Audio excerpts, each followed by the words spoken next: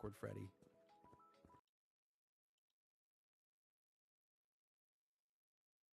Hello. We are going to double check our channels. Everything's looking good so far. Let's double check our audio. We are going to double check our channels. Everything's looking good so far. Let's double check our audio. Okay, it sounded a bit weird to me at first, but I guess it's fine. What have we got going for us right now? Well, we've got ourselves a human barbarian. It's not death touched or anything like that. We've lost just a couple lives almost strategically because it's going to help stack our damage with... Ooh, the in-game volume's a bit loud.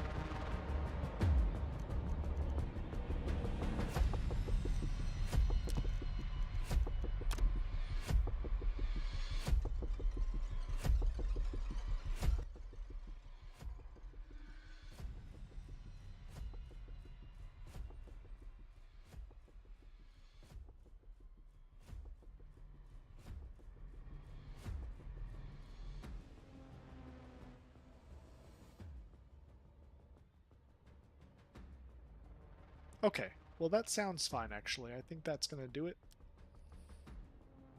It's not going to be overbearing or anything like that. So here's our character sheet. We are at 525 power, rolling into tier 6, corruption level 6 in the Pale.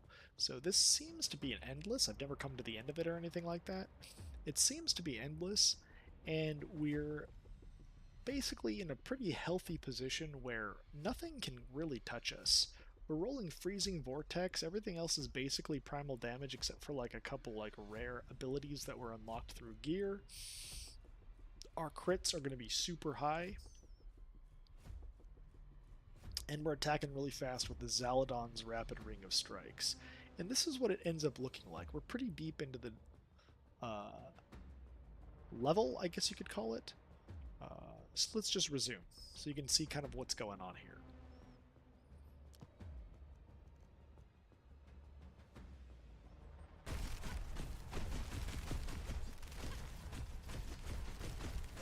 Oh man. You see how things cannot make it to me and I'm just whacking at them?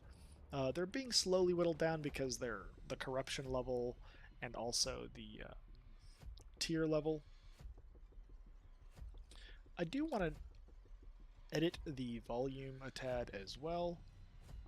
One more time because it did seem to get to the volume level to where it would maybe be a little difficult to chat.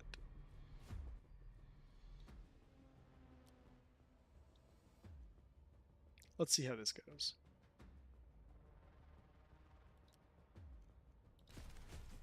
Okay. Yeah, that's still a little loud, but not too overbearing. So here we are. The sound effects level is a little higher than music. And the Dormant Death thing, which is usually super fast, is barely able to reach me because we are rolling Freezing Vortex, and it only has about a 30 to 40% chance to slow. You just need to get the stacks up on it a little bit as you slowly back away, and then it's basically max stacks. The cool thing about freeze is because once it hits max freeze, you have a 95% chance to crit. And stacking with Band of Primal Power, 15% of those actual hits will be these mega critical hits. Now, the best way to level to boost this, to make sure that this artifact gets used to its full potential, is to roll with something that has a high proc chance. Now, I will show you what I mean by that, because we're rolling with some strategy discussion here. I feel like a lot of people don't know this. If you go to Game Guide, and you go down here to where it says proc chance, it'll actually even explain to you how Things from the artifacts, like Sickle of Flames or the Band of Primal Power, will be boosted by proc chance stat increases. So you'd have to get it up to like 100% proc chance to be able to get 30% of your crits being those mega crits. But if you attack fast enough, that's still pretty decent. Even 15 is very decent, because that means one of your hits is doing a ton more damage. Where it does 10 times normal, right? You get an extra 0 at the end of the darn thing, which is pretty huge. Now, I'm not really sure what the unlimited power thing truly offers me in comparison to the other abilities that we can get, but if I'm looking here, it's not going to let us reroll. I've lost a couple lives. This will give me 7.5% damage and attack speed. And if I lose another life here or there, this is just going to exponentially increase, so we definitely need to go for Berserker's Rage at this point in the game. And with our near 100% crit chance, if not 100 because of our base critical strike chance that we do have built into the character, we are looking at that damage, that pure damage growth, growing exponentially pretty high with the Band of Primal Power. I feel like, am I walking myself into a wall over here? I do have a pretty decent Death Rush dash. Like, I could just do this a couple times to do some damage, but it doesn't do much.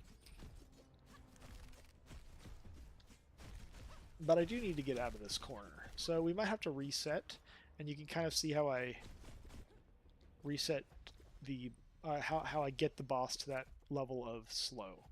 Movement speed, recharge rate going up higher is going to be good, because then we can death charge as much as we want. You see how how fast this boss moves?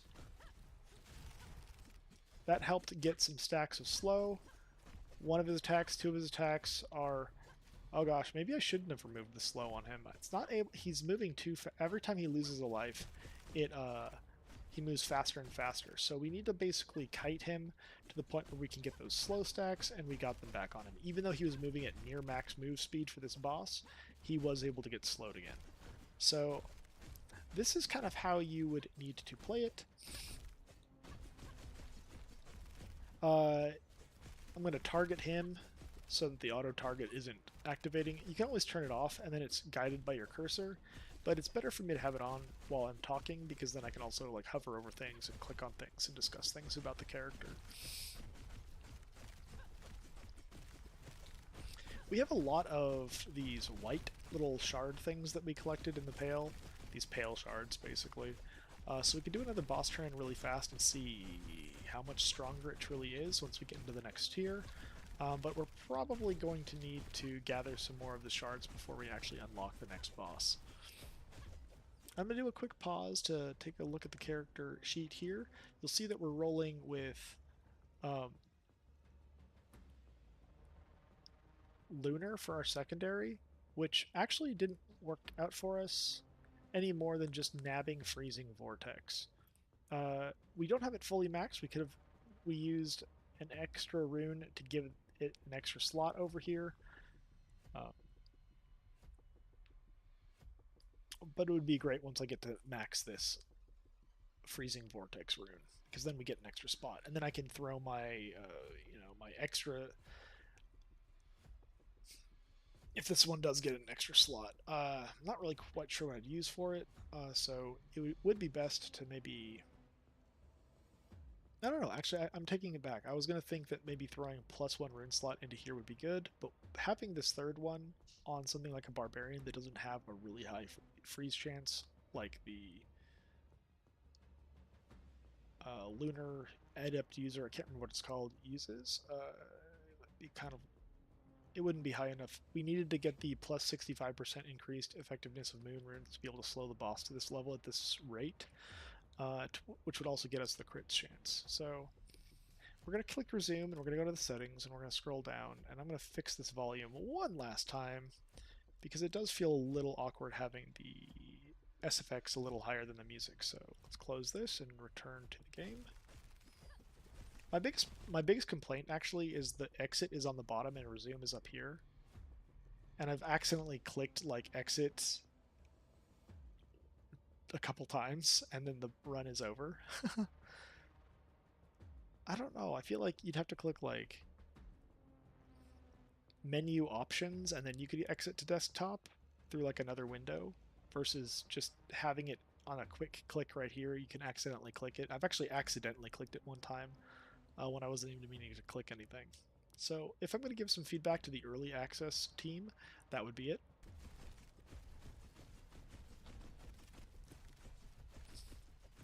Other than that, the game runs really smooth. It's a battle arena, it feels like, where you're just RP battling these different waves, and you're character building to try to make it OP and last through whatever it can throw at you.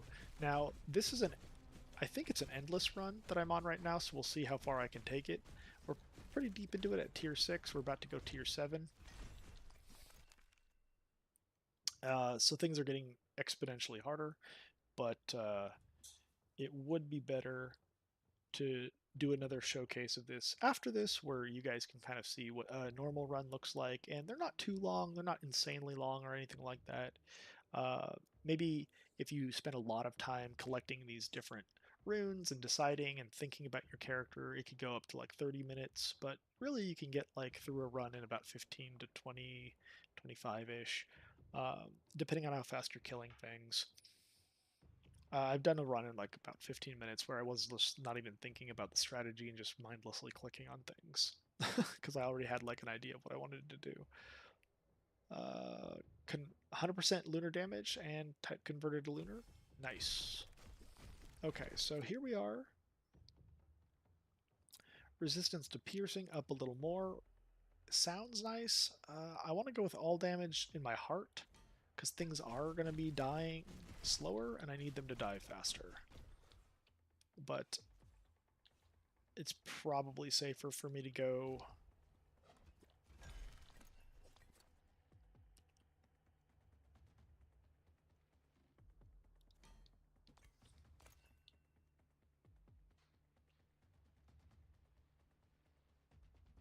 resist piercing. Well, there it is. We want to be able to stand there and just take hits from like arrows and not have it affect us really. Attack speed's going to be good just because it provides more seismic slams the more attack speed we have.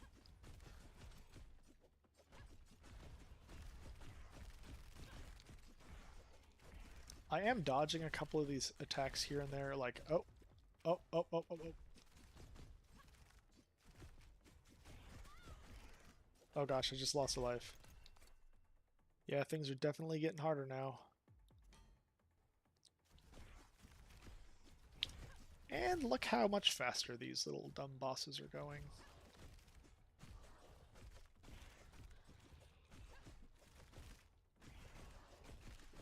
Look at the attack reach and just the pure disgusting, like, crit that is happening. Oh gosh. Alright, alright. I need to get my barrier back up, my dodge back up. I keep forgetting that I can just dash to gain levels and lives. One of the problems is the scorpions do way more damage than like other things, and sometimes they're like one-hitting you. Okay.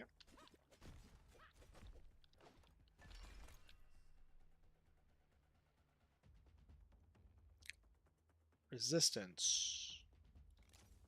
Maybe I'm taking solar damage?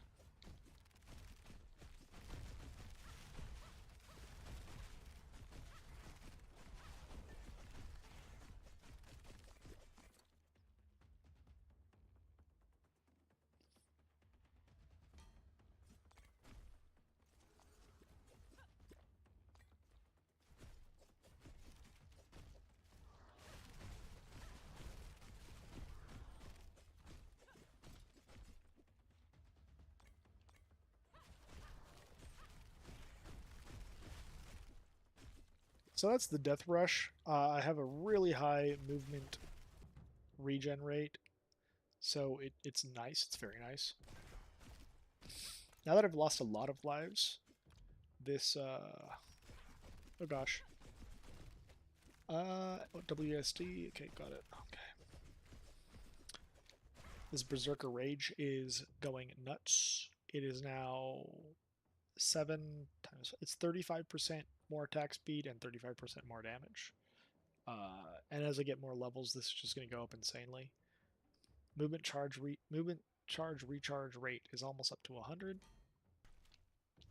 And then I can death rush like constantly. I'm not at any constant death rush yet, but that really helps apply the slow in a larger area. I'm talking too much to where it's getting to the point where I might actually not be able to get to the spawn point in time, so we got to make sure we do that.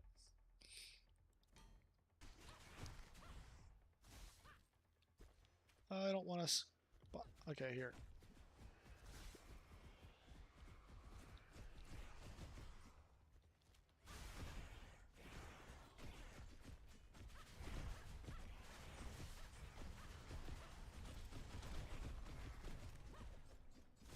Did I summon the boss? I did. Okay, good. It paused the time. What I really need to do is slow down this boss a bit more, but what I really need to do is kill this other guy. This little white boss. Because he is summoning these little spikes on the ground that I could get one shot by if I am not watching carefully. I should have killed him before, but we were low on time for our turn in. Now, I think this is going to be the last run at once we hit tier 8 that we can actually even do. Because what's going to happen is we won't be able to kill, even though we've got so much crit strike and all this stuff, this is an endless run, and we're just not going to be able to kill the white guys fast enough to get these shards to summon a next boss, to summon a next stage. We're going to need way more damage to do that, and to get further than tier 8, we're probably going to be needing to go not Barbarian, to be honest. A different class could probably be better. We're just trying to level up Barbarian, to be honest. And maybe even if it is Barbarian, we'd have to max out some things, like an extra rune slot into the freezing aura, or extra rune slots into like other abilities that would actually be slightly better, if there are some other options. Or maybe even a little bit better RNG on some of the runes that pop and spawn. Anyway, this is the same boss as last time. It's kind of random which boss will pop up here based on like a few that I've seen. It seems like there's almost a theme even, but the biggest problem that I'm seeing right now is just how long it's taking to kill this one.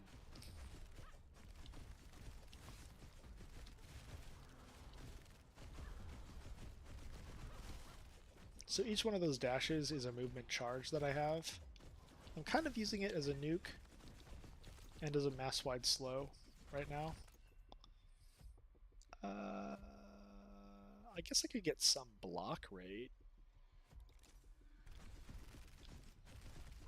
I'm not really sure if block even works if you don't have a shield equipped, but it does offer it, so it's like, no, maybe you can just get some block. I'm not quite sure about that. But I'm going just in case. One of the things that I'm able to do, which is why people are being attacked behind me and knocked back, is I have attack force built into my main weapon. And the attack arc on my weapon is plus 67, and then like another plus 74.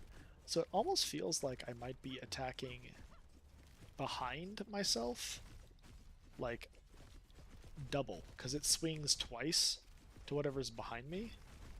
Theoretically, that's what it seems like is happening. At least when I look at the information. It's what, like, theoretically I think might happen. So let's see if I... Does he die faster if I face this way? He is taking damage.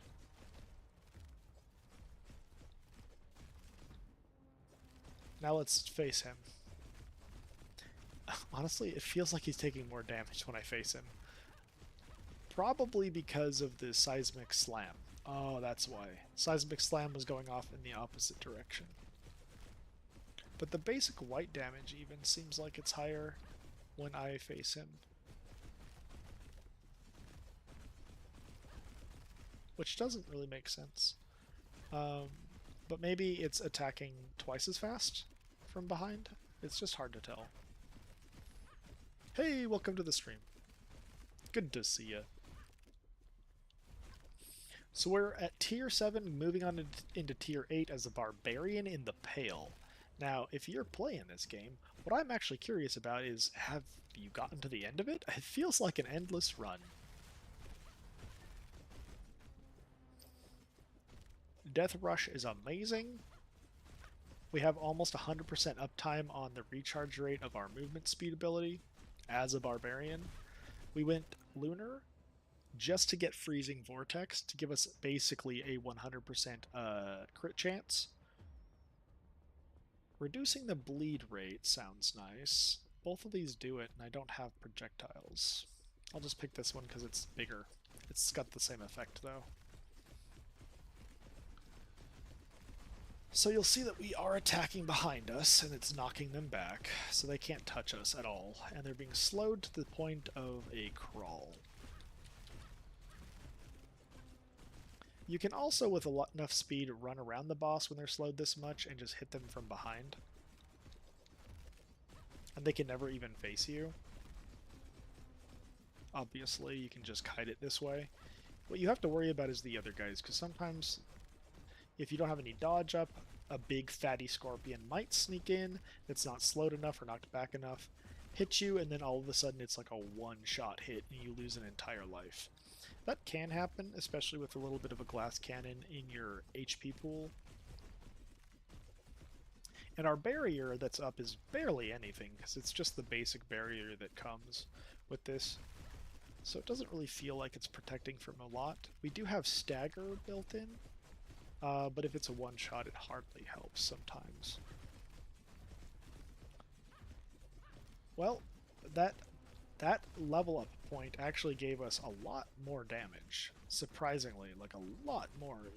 The crits are almost 10% higher, they feel, but it's not. It can't be. The math wouldn't work out for that. So if you're here and you've never played this game, this is called Conquest Dark. It's an early access game. Just wanted to give it a try. I saw a quick little glimpse of it and thought, you know what, that actually looks like a really fun hero builder, and I'm not even sure what you would call it. It feels like a battle arena or something, where you're just like battling like waves of enemies. I've seen things like it, like Vampire Survivor, but this just feels cleaner as far as the game design and the aesthetics. They're not always spiders, obviously. We just have spiders right now because this boss is live, but there are tons of them. And our build is really keeping them at bay, and normally bosses don't die this slow. This one just is because we're at tier 7. And for some reason, it seems like most of the talents that are built into Barbarian seem to be like these weird utilities that other classes don't necessarily have to build into. They can build into things that are more damage. Even the utility is more damage. Whereas this feels just like utility. Like the attack arc that is built in, and the attack reach. If you go Hunter, your attack reach is automatically much higher. But usually you have to build in something like Pierce, where it pierces through a bunch of enemies. So I guess that's pretty similar. But in a way, I feel like the best build that I've come across so far is essentially what I call the Paladin build. It's a Hammerdin.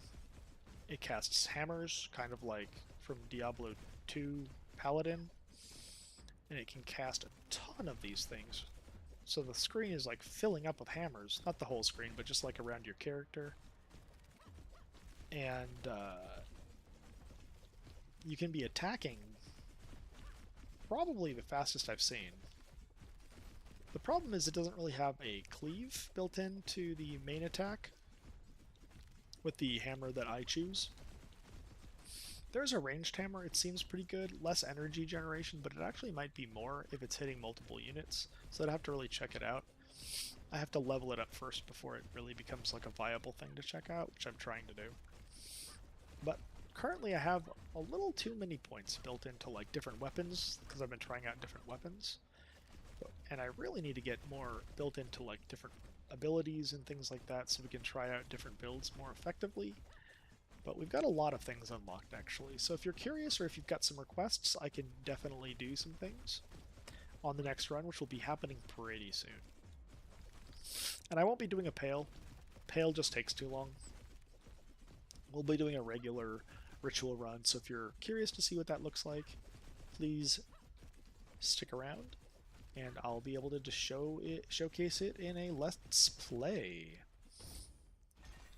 Alright, so I can't believe we're in Tier 8. I don't know if I've actually been this far. Meaning, I don't think I've like gotten beyond Tier 8 on any of my character playthroughs yet.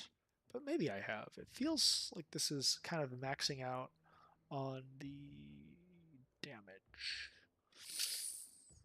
Chained targets. Well, we probably should go with that, because that's going to be really helpful for a different build that I'm trying to work out for the future. We don't need crit hit chance because we have basically 100% crit hit chance. I guess this is good.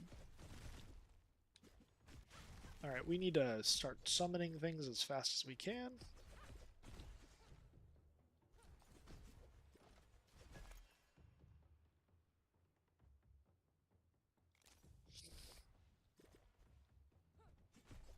We don't have much. Okay, we're only 25%, and we got to get the rest in like a minute. Oh, good luck. As I said, I don't think we can go beyond wherever we're currently at, just because the time is not going to allot us enough time to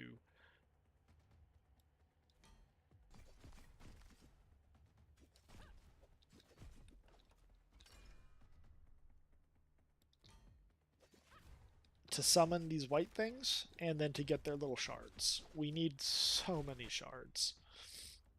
We probably need at least, gee, I don't know, maybe 20 more? I don't know. We have 0.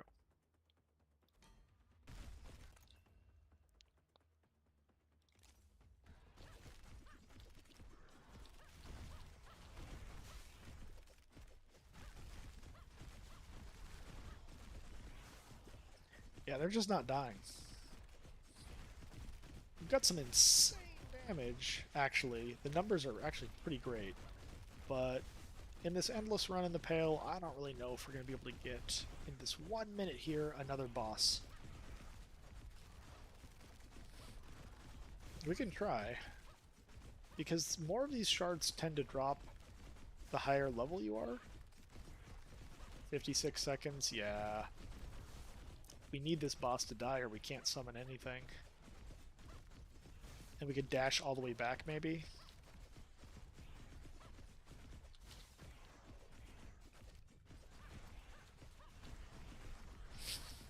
Come on! 30 seconds! Ish.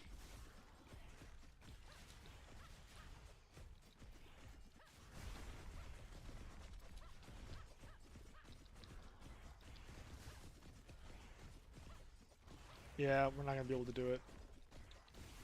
I didn't think so. But we can do a normal run after this. Dude, it's so close, too.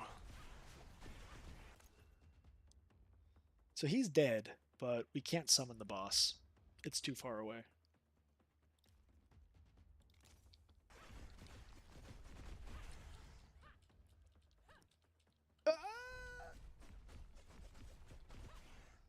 So instead, we get all these things chasing us.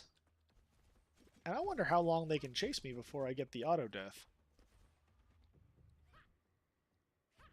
Maybe we can find some coins we haven't picked up yet. Uh-oh, even more. I'm kind of just toying with the AI right now, seeing how long I can survive while these things chase me. With all of the movement boosts, yeah, it won't let me summon at this point. Oh, there's a coin. With all the movement charge regen that I have, I might be able to survive for quite some time. Especially with a zone that's as large as the Pale. Usually, you can only summon in this circle and stay in this circle and stuff like that. But the Pale gives you a much larger area in an endless run to go and do some objectives where you collect these shards from these little ritual spots or whatever they're called and summon some dudes.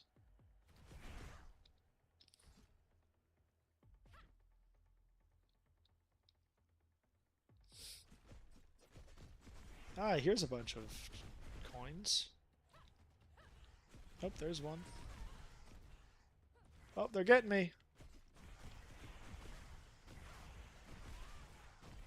Alright, I got it. I got the last coin. I'm happy.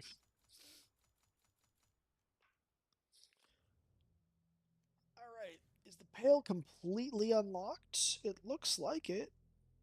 25 out of 25, which gives me the max damage to healthy. We finally have unlocked that. Oops, I don't want to do this again. It takes too long. Return. That has also given us some more points, it seems, or experience into Band of the Lion, which really only boosts primal damage, and that's not our main damage source that we are using and that we have been building.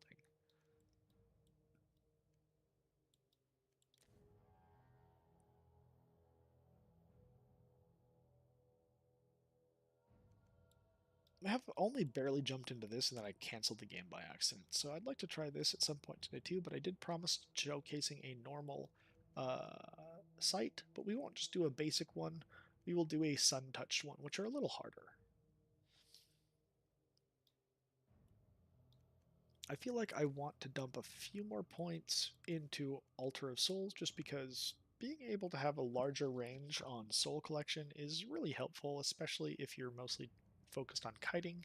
You don't get locked out of some experience and even some healing orbs if you're going that type of build. So a couple of these and we're at +2 soul attract range instead of just +1, which we were earlier today. So that's good. This one is going to give us more resistance to piercing, which is nice. It helps us hit the resist piercing cap earlier. So we could go a hunter today. We could go a thief. Honestly, I haven't done thief in a very long time because I felt like you build so much dodge, you can barely build damage.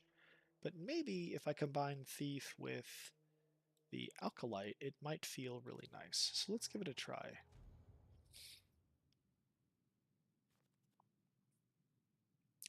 We could start as alkalite and then go thief. Let's think. This is a death touched one. That actually might work out. A death touched alkalite. Reduced bleed rate doesn't really help though.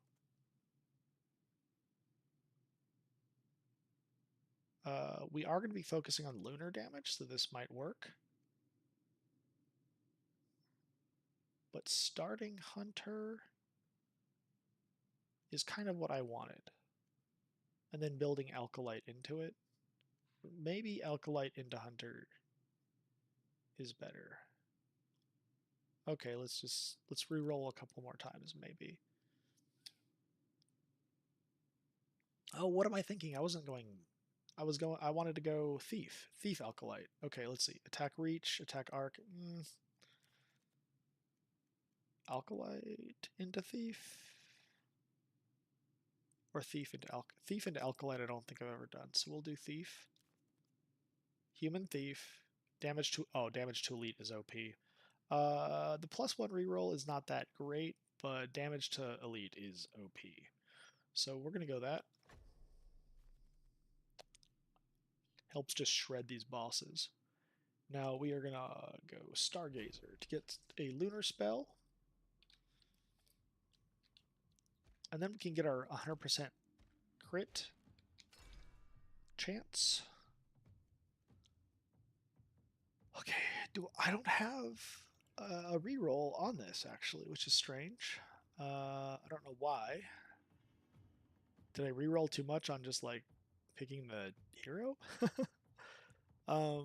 Maybe it's because I don't have any other options of weapons. So the throwing knife was nice. It gives us some ranged. It can pierce. We'll have to go this.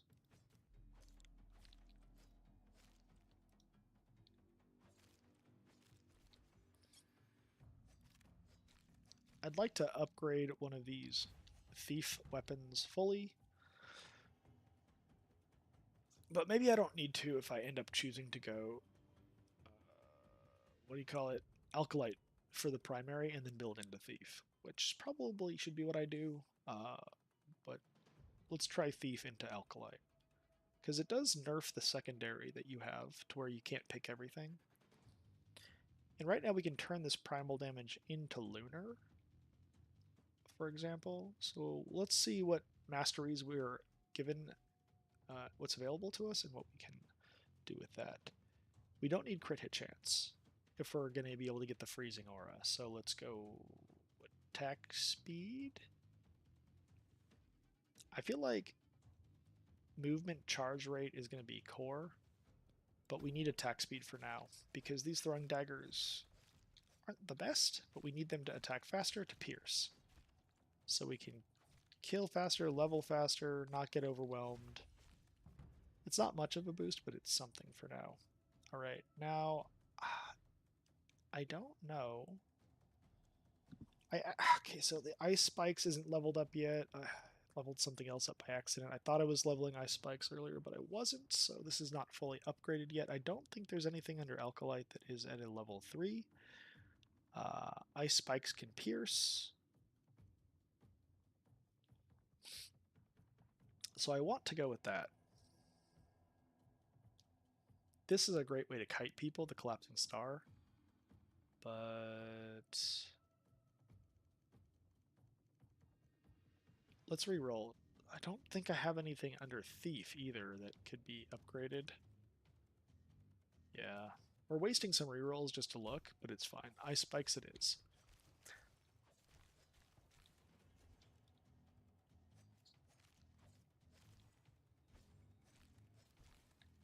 Now, I don't think the ice spikes pierce naturally. I think I have a little bit of pierce just built into the global character, which we might take a moment to look at this and see what our pierce is at, so we can try to calculate it. Yeah, it's at 0.5. Okay, our general is at 0.5.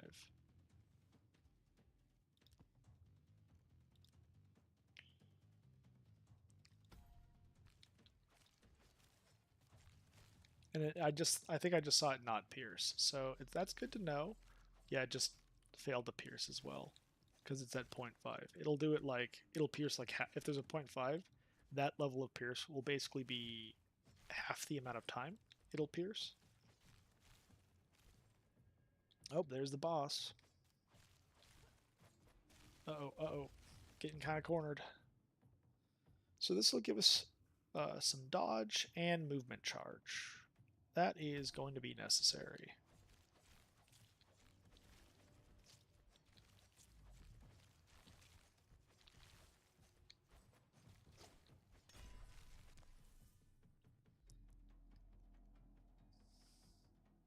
Now, what do I want to be piercing, though? Do I want it to be this or this? I think I want it to be this. But first, you always want to go energy cost reduction. This is already rare, so we probably should just go with this one.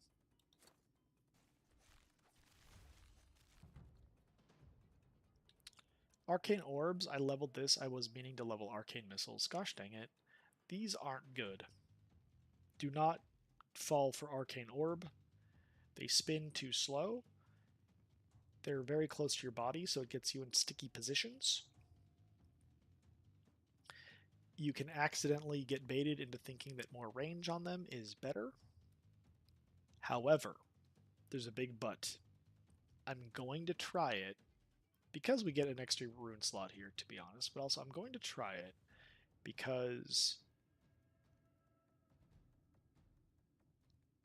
I am a dodge build thief. So it's possible that it'll be okay if I keep them next to me. But I've tried this on so many other combo builds, and it just, no matter what I build into it, I'll get 5, I'll get 6 little orbs spinning around myself, I'll get range on it, it'll be further away from myself, which is basically the attack range I have on like a two-handed melee weapon, and all this kind of stuff. But it just, the enemies move so fast late game, especially in places like the Pale, where they actually just run. Even if you've got like 6 of these things spinning around you, they run through and they don't take damage, especially if you have the range on it. So you probably shouldn't do that, but it just baits them to where like most of your damage forces them to be close to you, and late game with the one-hit shots that let's think. I do want more Pierce because it's going to help both of these things. But we're going to go dodge first. Anyway, what was I saying? It's just going to bait too much damage, especially when late game they can one shot hit you. All right, chance for rare. That's perfect. We're going to go with that. I want more projectiles. I'm not sure if that's going to really build proper to get like 6 of these things with a thief combo. It works really well with Hunter, but then Hunter forces them to be closer to you. Maybe it's not the best. But I have an idea. Projectile amount, and then we're going to boost Sun runes to get this even higher and see what we can do with it. That should give us 4. Okay, we'll get 5. We'll probably get 5 of these things spinning around us. So hopefully that'll cause it to basically constantly attack people near us. With the lower range, it'll keep them really close to us, and that might actually work out. Okay, so let's see. Frostfire, if I freeze, then they burn. I really like that, but honestly, I think that the way the game is working, I'm going to need to get rapid strikes so that these fly off constantly. Because I don't think I'm going to have... Oh, I will have freeze built in if I go that talent. Okay. Because every time I freeze, they'll go on fire. I don't need this, though. This will give more...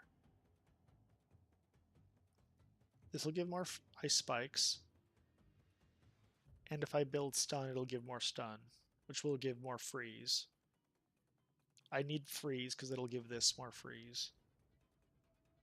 But I don't need burn. Burn is really nice because it stacks indefinitely, but if I'm freezing them constantly, it'll just constantly burn them. Huh. Very curious indeed. We'll just go with rapid strikes for now, though, because I think the crit plus rapid strikes is going to be better.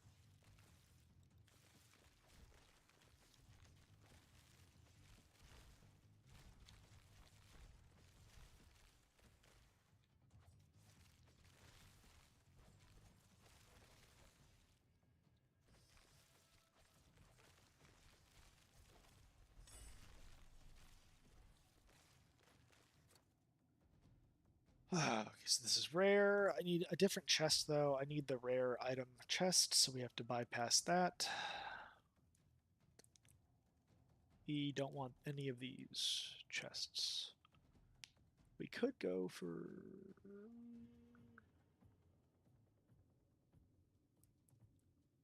all damage. Yes, this one's better.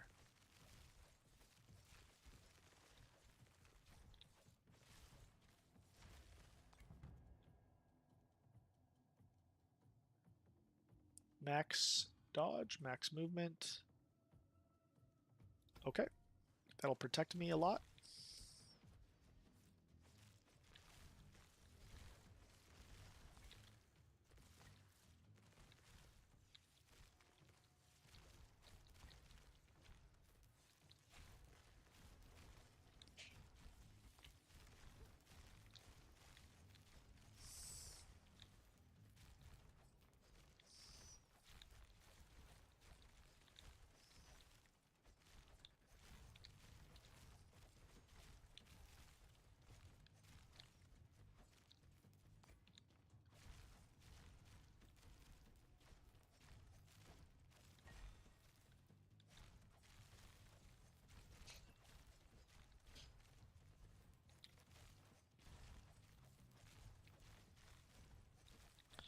Okay, so what's happening? We're at 14 minutes. It's slightly longer because we're doing a sun-touched one, but it's not the worst. And we're conceiving of a new build with the Thief. One that we hadn't tried yet, to be honest. Now let's see. I gain dodge charge every time I dash.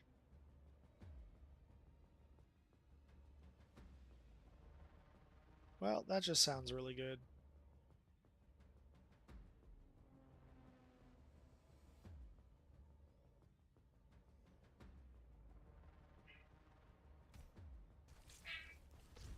Hi. Oh gosh. My cats need a food. Okay, so 10% chance to refresh all dodge charges each time you dodge. I throw shadowy daggers. We're going to try that. It gives us more lunar damage, which will give more freeze. Should we build that? Okay. Now, Arcane Orb, we are going to see if we can get a 5th by going increases effectiveness of sun runes. I think we will. There it is.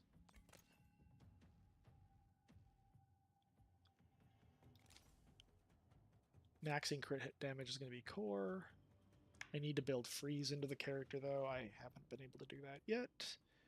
This gives us the activation for a huge boost to rare item chance up to 132 early in the game. This is perfect. We're going to get really good gear.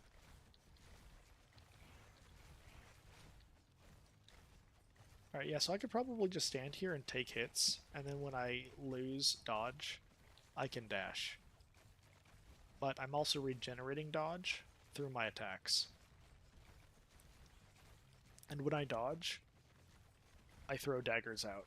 So this is going to be very tanky for a long time. I could probably just stand in the middle. But that feels lame, so I will move around a bit. But I want to see how long I can do this for a sec. Oh, there we go. This gives some more piercing, which we need. Because then both my ice spikes and my daggers will pierce, hitting more people.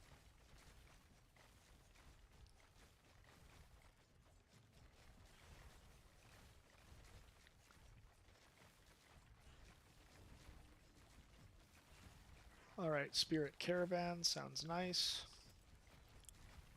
It's coming from that location. We will not let them shoot us.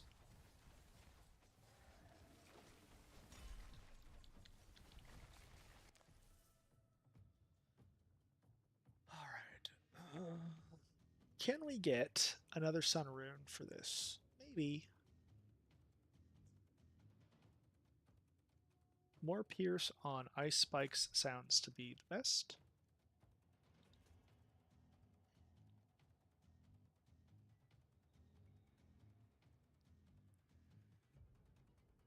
Projectile pierce.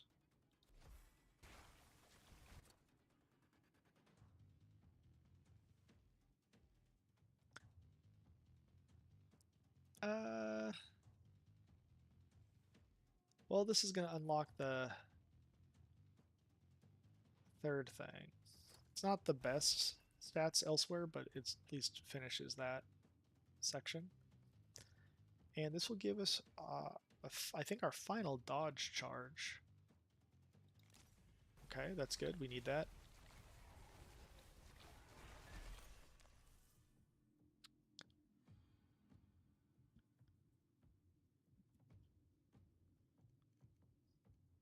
Primal. Okay, stun's not going to be the best. We can leave some of this as stun for now. Once we unlock the stun capabilities.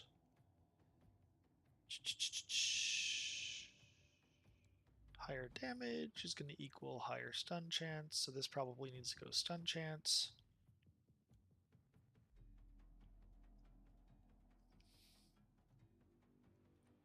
We do need to plan out the rest of what we're doing at some point, but I think double attack.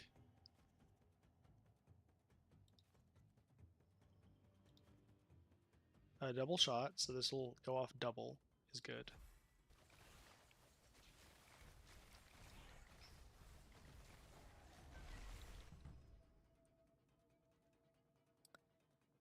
Here, now we're gonna get our freeze built into it. Okay.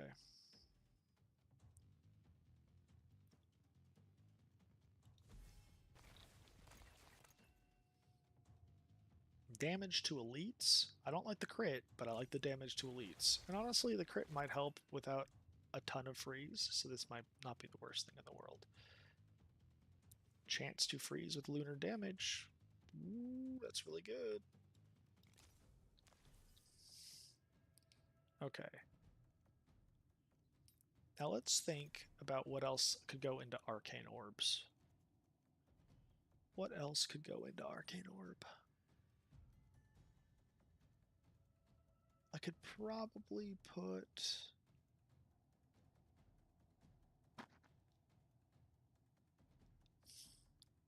arc, but I don't want that. No, no, I'm not. Don't mean arc. I was thinking. Yeah, I was thinking arc. Yeah, it's going to be too far out, too many gaps. It's better to keep them close, especially with a dodge build. We're doing the dagger, which means we're going to want to go instant attack chance, which is not the best. It's better on like ice spikes, to be honest. But if I attack, it will give a little bit of extra attack because you still have the attack animation, but it can go off like instantly without like a delay between attacks. It's better on slower weapons. And then it's better to put it into like ice spikes. I don't have another slot for ice spikes though. And if I get another one, I might just do energy cost reduction for increased effectiveness of moon runes to give another 10% energy cost. But yeah, double shot, instant attack chance. We'll have to go instant attack chance because there's really nothing else to build into this. Now the thing that's going to be wonky is once we get our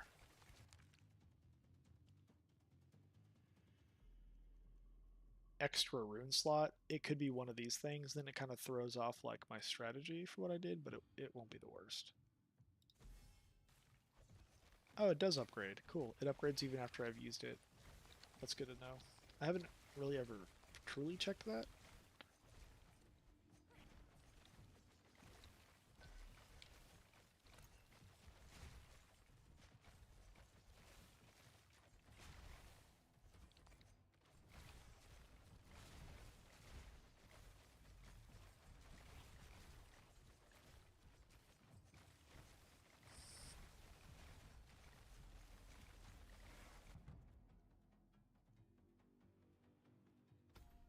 More Pierce.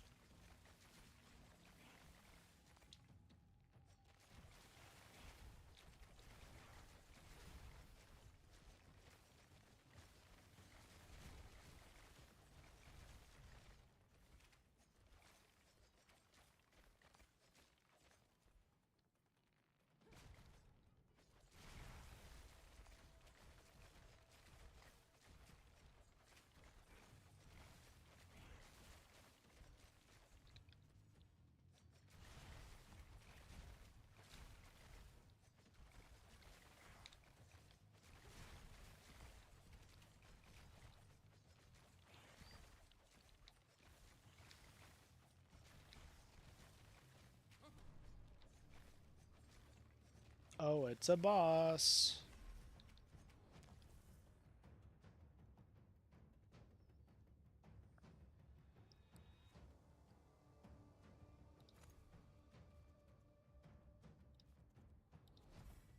Okay. It's added to throwing knives. So maybe I can add stun chance to this? I don't know. Ooh, I got hit.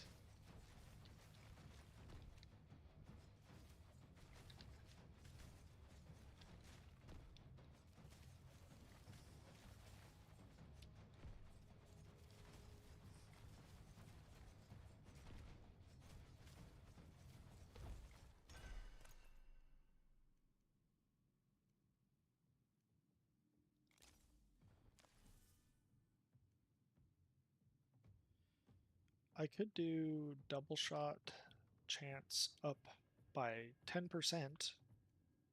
That's actually pretty good. Or more, actually, a little bit more. Increased effectiveness of Primordial Rune. Better than instant attack, actually, because the second shot... Let's see. Game guide, double shot. It just doubles the projectiles. Okay. Which gives more energy. Because energy per hit, which would give more energy for more ice spikes. Okay, that's what we're doing.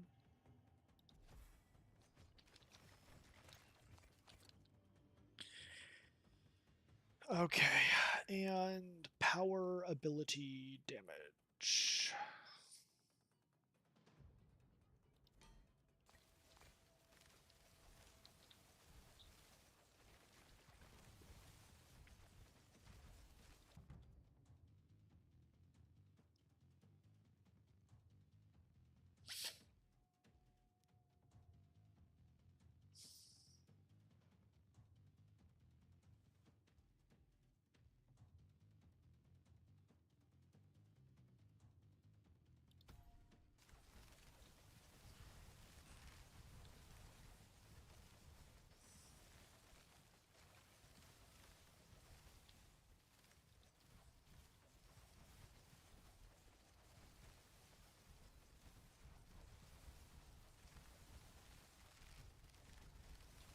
They are much stronger at this point.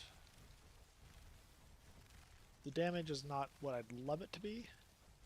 So we can't really keep going things that like boost, things like sprint. Technically, this utility of stun plus freeze is a damage booster, because lunar freeze will give more crit chance.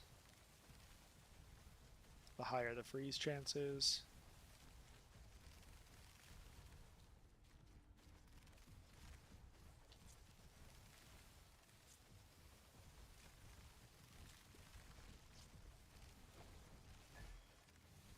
That mini-boss died pretty fast, so that's good. Chance to spawn EXP souls. I'd like my projectiles to split if they can. I don't really have any projectiles that will split because they're not single targeted. The attack force sounds really nice. Instant attack is also good. We'll go with this.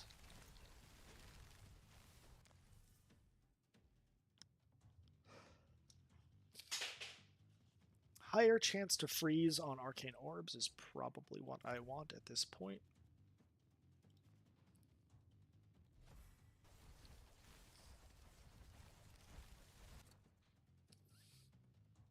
Higher instant attack sounds good. But 20% all damage is way better. Here we go. Getting the freeze up higher, getting the stun up higher. I probably could add stun to Blade Dash, to be honest.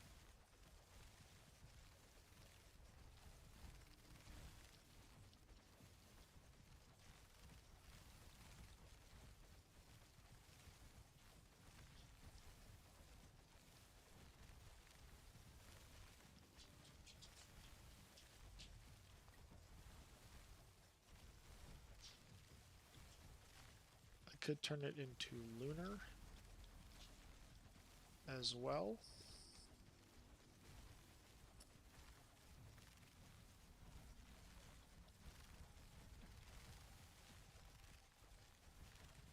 Let's think. If I turn it into lunar, it'll add a higher chance to freeze than stun.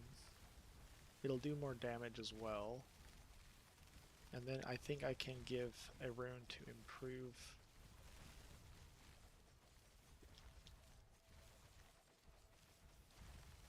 No, it won't.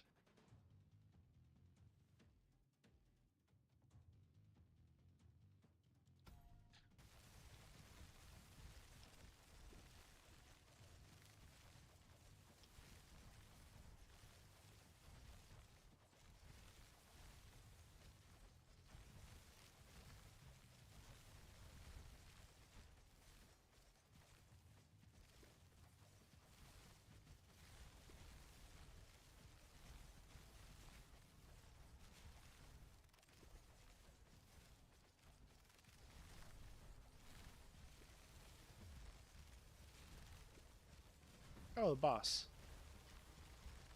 Alright, let's see how many dodge chances we lose, or... So we're down 2. Let's just get one back. If they hit us, we technically can... Oh gosh. It's a little too many hits.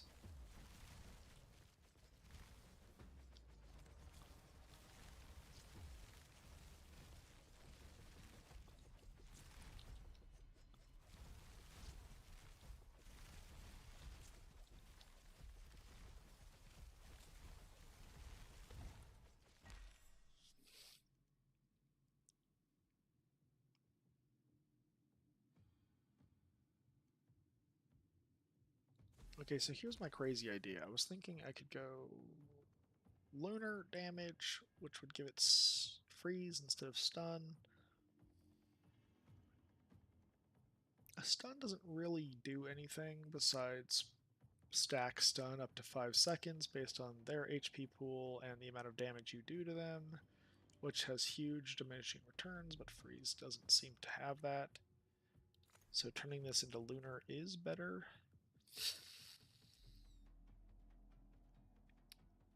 But what else could I give it? Damage to frozen.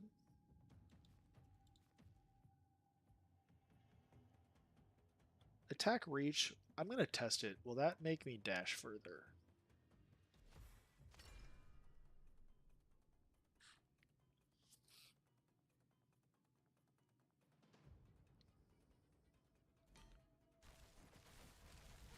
No, it doesn't. That sucks.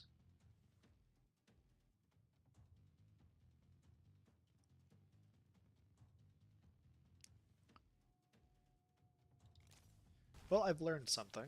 I think I've tested that before, but I don't remember. Anyway, we're going to win, I believe, even without, like, a slight boost to DPS on a dash. So it was worth testing. Is this going to be another spider boss that's coming up next? We're crying out loud.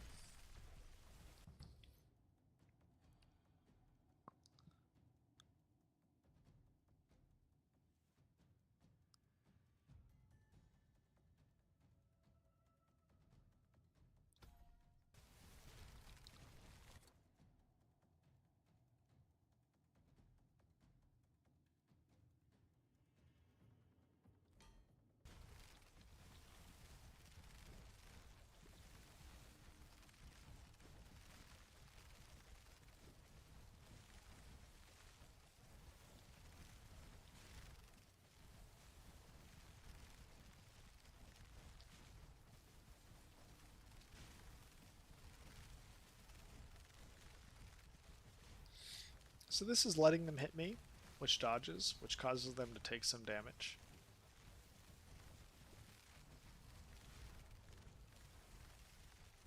It's a little annoying because you just have to watch the dodge bar. Cool. Let's get the mini boss and let's get these guys as well.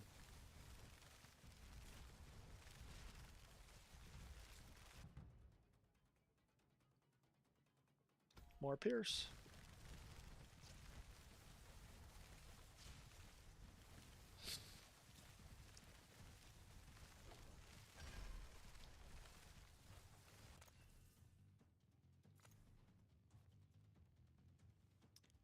I'm feeling like... I guess I could have done crit hit damage, so I am missing out on that for my dashes if I dash through slowed people. But I want to turn it into lunar, I think. 100% more lunar damage. And it's going to like add a slow to them. That's going to help stack with the arcane orbs.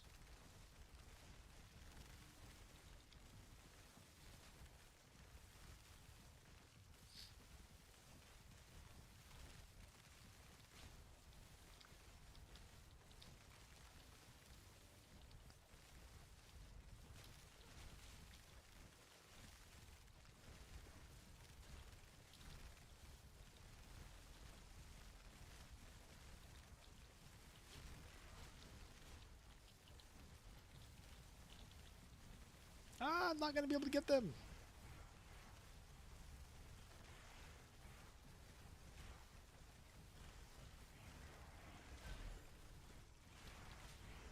Well, oh well. Couldn't get all of them.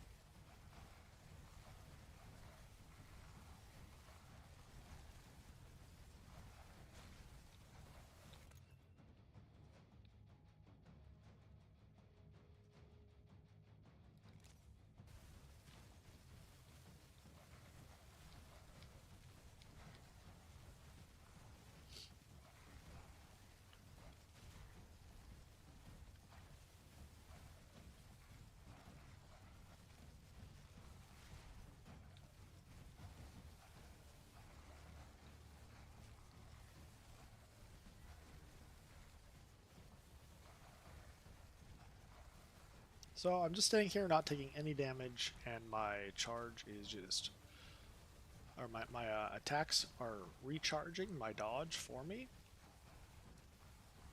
And every time I dodge, it shoots damage out against them. This boss is throwing attacks at me, and I am regenning dodge automatically, but also on attack. Yep, a -2 +3.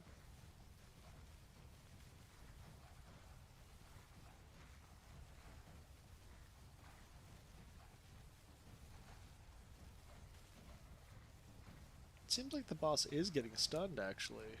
So this is neat. That a boss in a stun touched at 5 minutes is actually still getting stunned, so maybe there's more to stun than I thought, which is nice. Running a stun build in the future might be interesting. I'm feeling like I don't need the pierce at this point. I feel like I'm piercing through enough.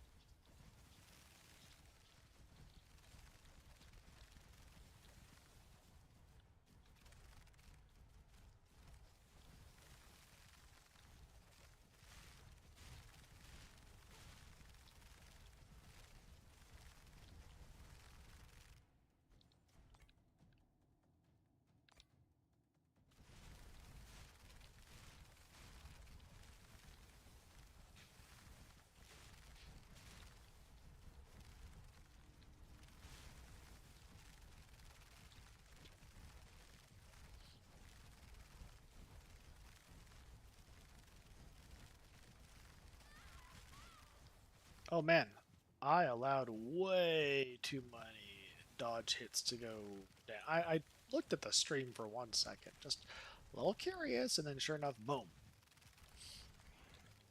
Got hit a bunch. And took away 7 lives instantly. That's the problem with dodge heroes. You have to like literally just be staring at the dodge the whole time. But you can build it in such a way to where you barely have to watch the dodge.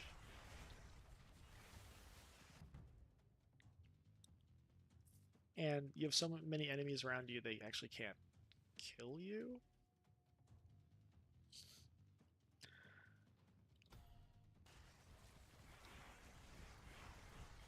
Because they're clumped around you so much that there are many that can't even get close enough to hit you. It's an interesting way to damage mitigate, to be honest. But you do need to kill things.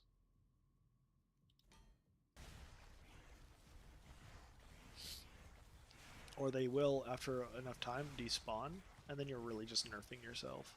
I think 6 seconds we're down to the last boss. These might be just strategic deaths, to be honest. I think this is the boss that jumps. The jump is what will kill us if we don't actually just dodge it.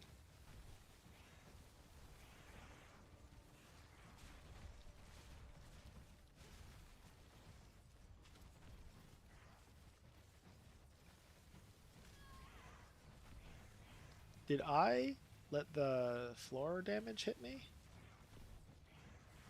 I thought I was dashing out of it, but it must have been the last second or something.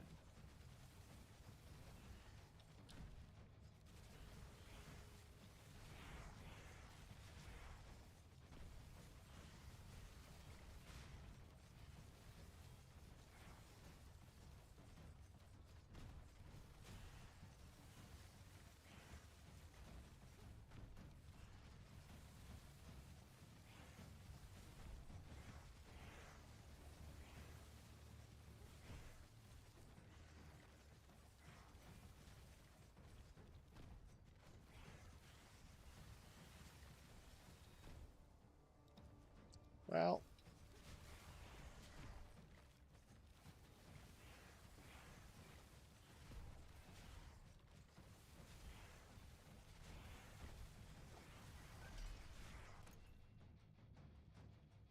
chance to stun. Okay.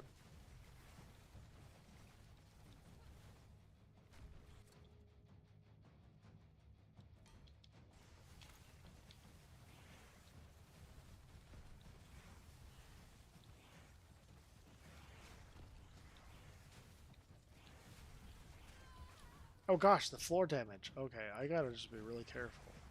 Floor damage is what will kill me. I saw myself like be fancy, like trying to dodge him, and then I just dashed into it. Well, after I kill this boss, it's basically GG.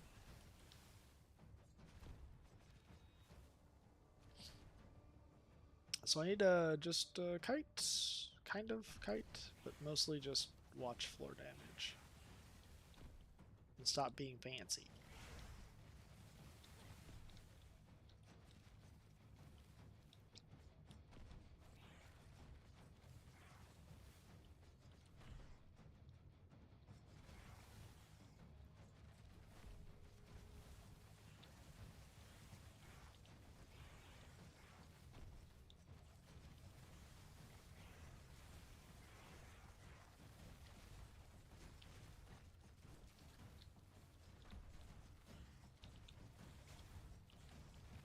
Well, to do enough damage to make this not painful, I need to be really close to them.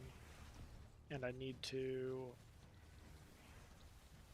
let him hit me a couple times. I have to watch dodge. I have to watch the floor. It's just a pain, the things you have to watch with this build style. It's not my favorite build.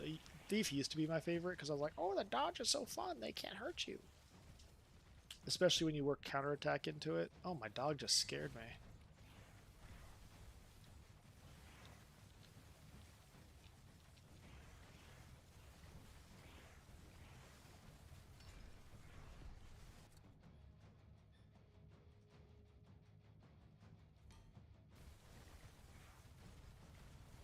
I've been stacking movement speed casually, which does make some of this easier, because I can kind of kite the boss to the point where my orbs are hitting him. But I can't let the floor damage hit me, like, not even once. I can't let him jump on me either, because it's kind of AoE damage.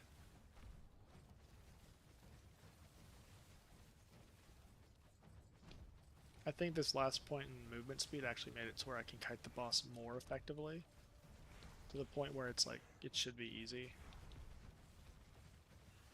It's crazy how much movement speed bonus you actually need to be like extremely effective in this. Like noticeably effective in your kiting. Well, boss is basically halfway dead. I've lost a couple lives due to AoE floor damage. As long as I'm careful, we should be able to finish out the last 2 minutes of this after the boss dies with no problems. I'm not quite sure if finishing the run gives you a boost to like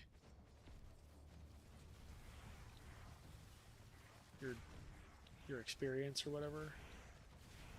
It'd be nice if it does. I'm not quite sure I've seen anything that indicates that though. But it might. Maybe I'm just not paying attention.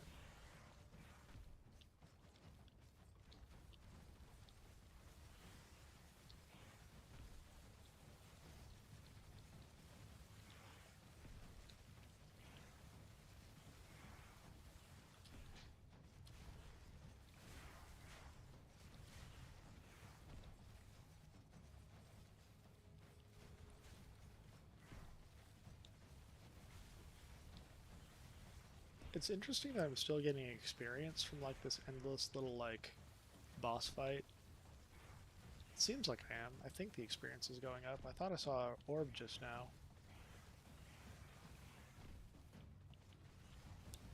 I'm getting orbs, but maybe the experience isn't going up. It's hard to tell. I can't hover over it.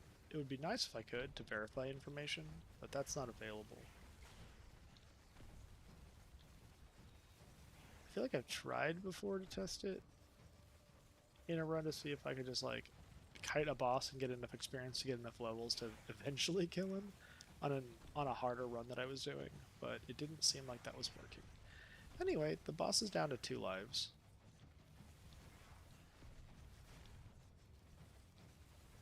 It gets a little grindy if it's like the last boss, which is fine. Especially if you've built heavily into survival, which Thief tends to do. Which isn't the worst thing, it's just kind of like a playstyle. I feel like the method that actually like kills the best and fastest and is survival is like the Oathbringer, the Paladin build, where everything you do feels pretty strong and it's way less like grindy. You do have some builds that I've had some builds where it does feel grindy, but I've had ones where it's surprisingly just like burning people to death constantly with the solar damage or the fire damage solar.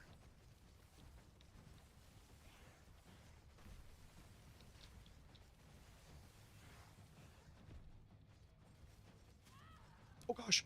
Okay, floor damage got me, I think, down to the last life.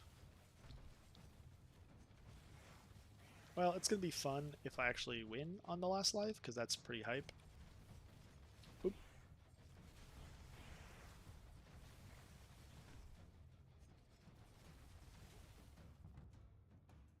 I did level.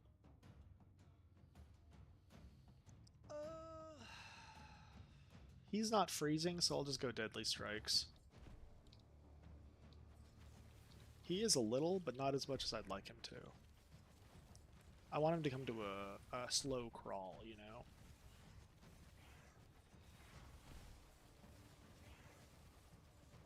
That's actually noticeably better, to be honest.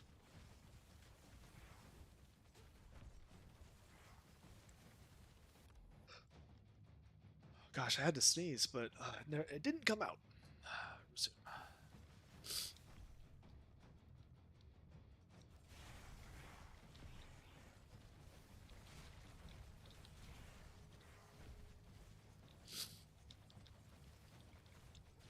Alright, really what I want is this floor damage stuff to just end. Because sometimes it's actually like the visual bug slightly and it's a little hard to see, but not often. You'll see like half a circle. I've seen that a couple times. I don't know if that's what's ever gotten me. I think it's just like lazy dashing, to be honest. Like I'm kind of doing right now, because I'm trying to kill him with the dashing. Uh, I don't know. They're kind of frozen, so does that count as if they're slightly frozen? Alright, 91 movement speed, more attack speed, all damage. All damage sounds good because it's damage to all. Anyway, I just have to survive for the next couple minutes.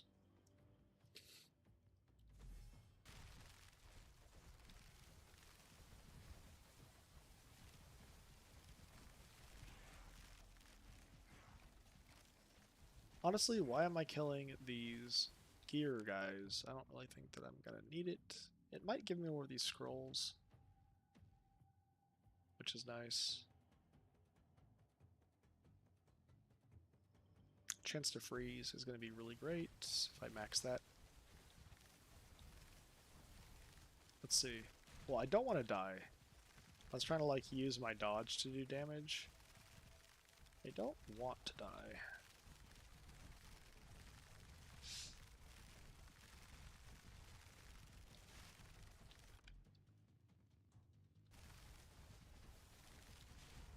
Especially with only 1 minute left. So I gotta be careful. It'd be nice if these guys ended up dropping something, like a scroll that I could use in future runs. So I might as well try for it at this point.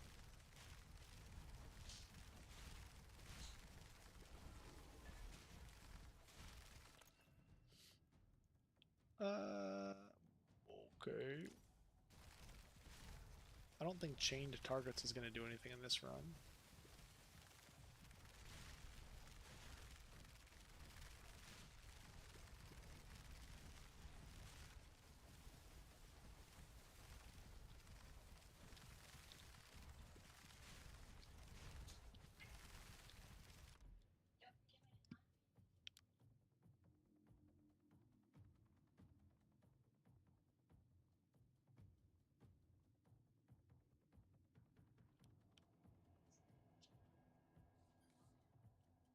Hey, I'm fine.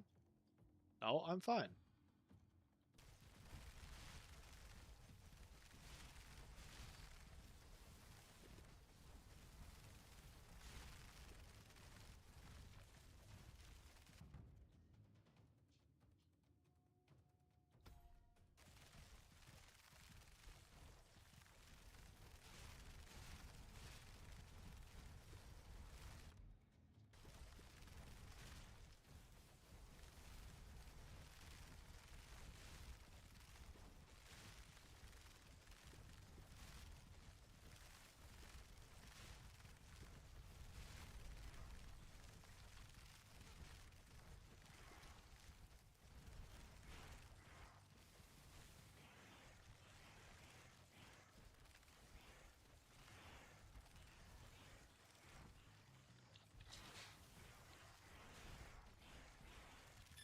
Alright, we've basically done it.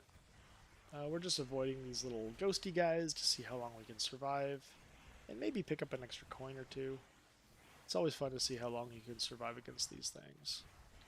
Especially with a dodge build, we might be able to do it for a decent amount of time.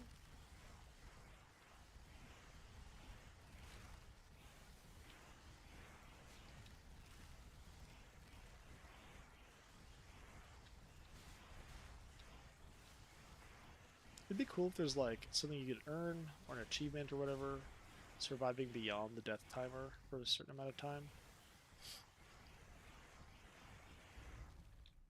But yeah, they got us. It's impossible to survive the death timers.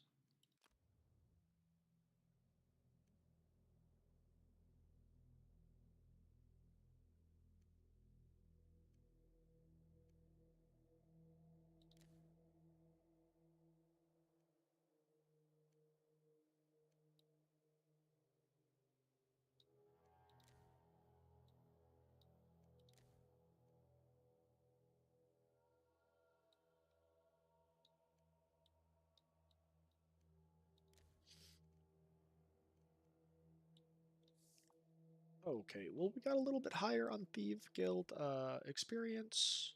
It was pretty good for a Sun run on a 3 Skull original uh, map.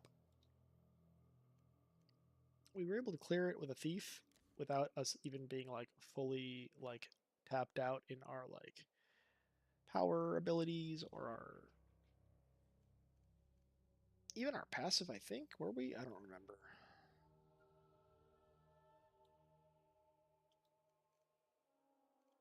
Okay. So we've got some movement abilities that are pretty decent that are leveled up. We need to get passive abilities. Do we have enough of these that are leveled up all the way? We have one. It's Arcane Orbs, which has become my least favorite. We could get Freezing Vortex up. It is a pretty darn good ability.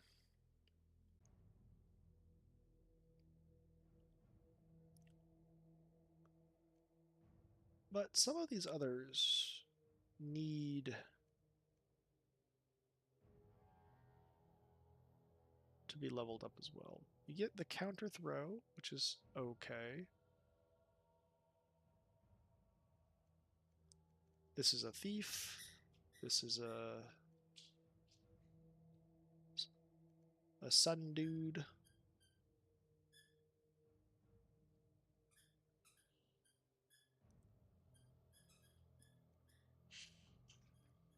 This is for hunter, warrior. I don't think we have a thief ability here that's that good.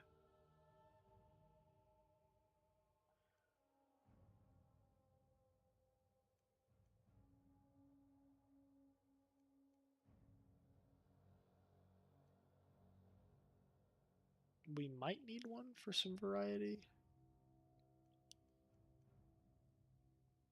Throw up in a 3 daggers that pierce through enemies. Okay. I've ran Shadow Strike a few times. It just doesn't feel that good, but maybe it's because it's at level 1. Sacred Hammer all the way up is perfect. Collapsing Star would be really fun. Once I'm able to unlock that fully. But we do need some passives that get up. Burst Shot's not that good.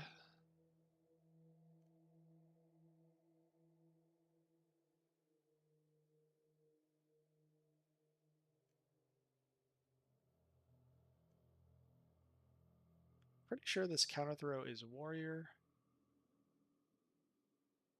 It says it's a throwing weapon option, but I didn't see it as the thief, to be honest. So maybe these are the warriors.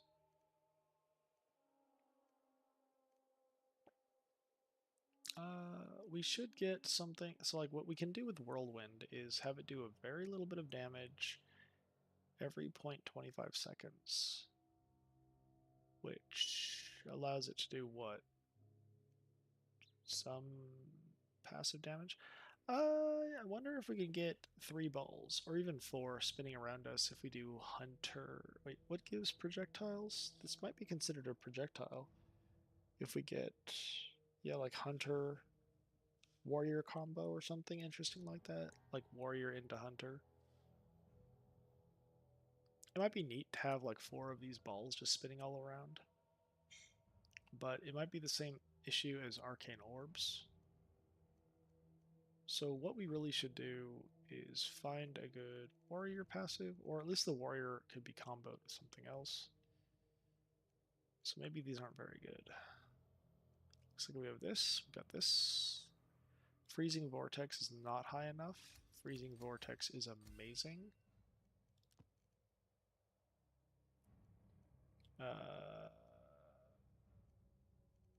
It basically is an ability that gives everything else a 100% crit chance. It's absolutely incredible as long as you get the freeze high enough on it.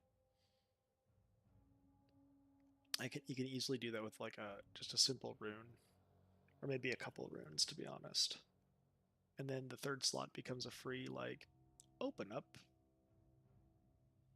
a rune slot for something else. So this is a really good one to run if you can. It makes me want to go like that lunar alkalite thing, regardless, like no matter what. Teleport seems like it would be really great to spam barrier uptime, especially if you have a giant barrier. I haven't really tried running that though, not fully. Falling Comet seems like it's too much of a DPS loss and a time sink for an event like the Pale, but we're kind of done with the Pale, so maybe this will be good in the long run. Being able to dash and heal yourself is great. Dashing and regenerating uh, energy is great. Dance of Daggers is really fun, and the fact that I've now learned that it can split upon hitting somebody sounds incredible. If I'm not running a dodge thief build thing, maxing dodge, this could be really good. Because it would generate a lot more energy, which would generate a lot more like power shots flying out of your body every time you do a Dance of the Daggers. So it actually might work out very nicely. I almost want to max this just so I can like play with it like effectively. But really we need to try out different abilities where we can attack things. Ah, jeez. Pierce. This pierces. This is just barrage. I'm not really sure how good barrage is. It didn't feel strong when I've done it before. If I have survival or longbows, we can use this.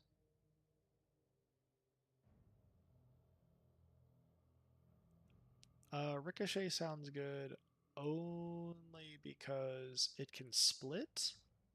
I'd like to try a level 5 of that one. These seem really weak. This seems really weak. This seems clunky.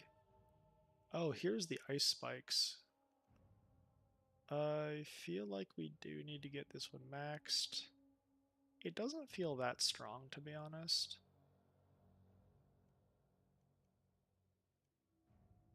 Collapsing Star feels better, and like Primal Roar feels really good too, but the sound effect for it is so bad, I just don't want to run with it as an option. This is Hunter. I don't really have anything that's strong for Warrior except Seismic Slam, which is fine.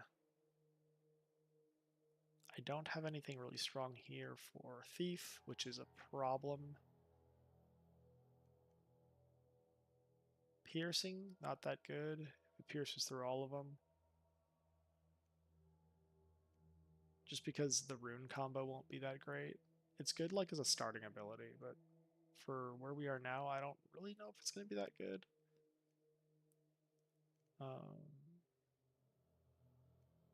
Shadow Strike has elemental damage built into it, so for this medium stage in the game, before we like cap primals, it almost feels like the best. This is a way too close AoE spinning blade issue.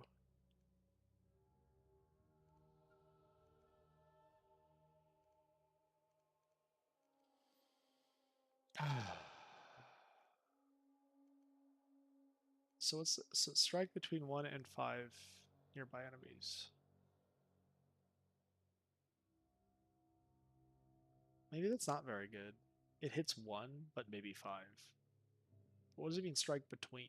Is it a projectile? It's hard to know.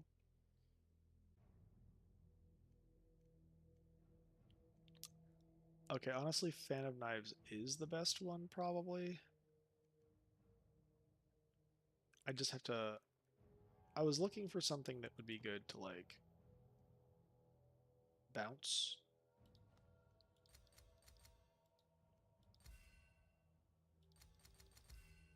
So we're going to go with that. So we have an assassin one, we have a warrior one, we have this for our...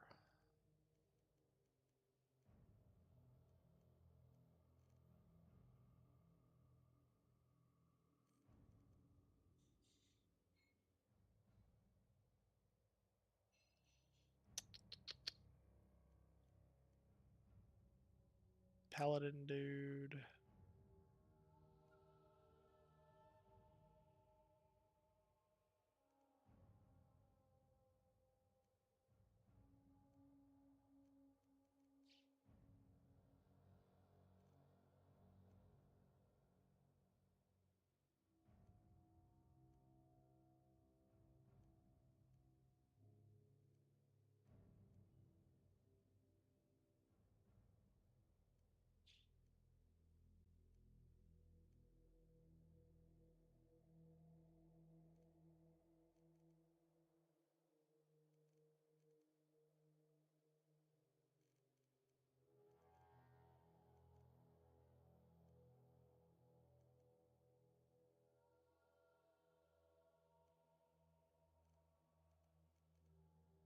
I'm just fully considering everything so I don't waste any of these last points that I want to dump. I feel like arcane missiles gives another good option, but I'm going to be wanting to play uh, into holy as soon as possible for a paladin run. So I'd like to max that next, but I can't. So let's see.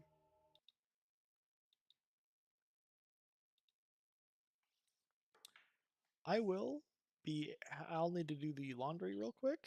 I need to do a quick BRB, and then I'll be back, and maybe we'll do another run or two. Okay? BRB.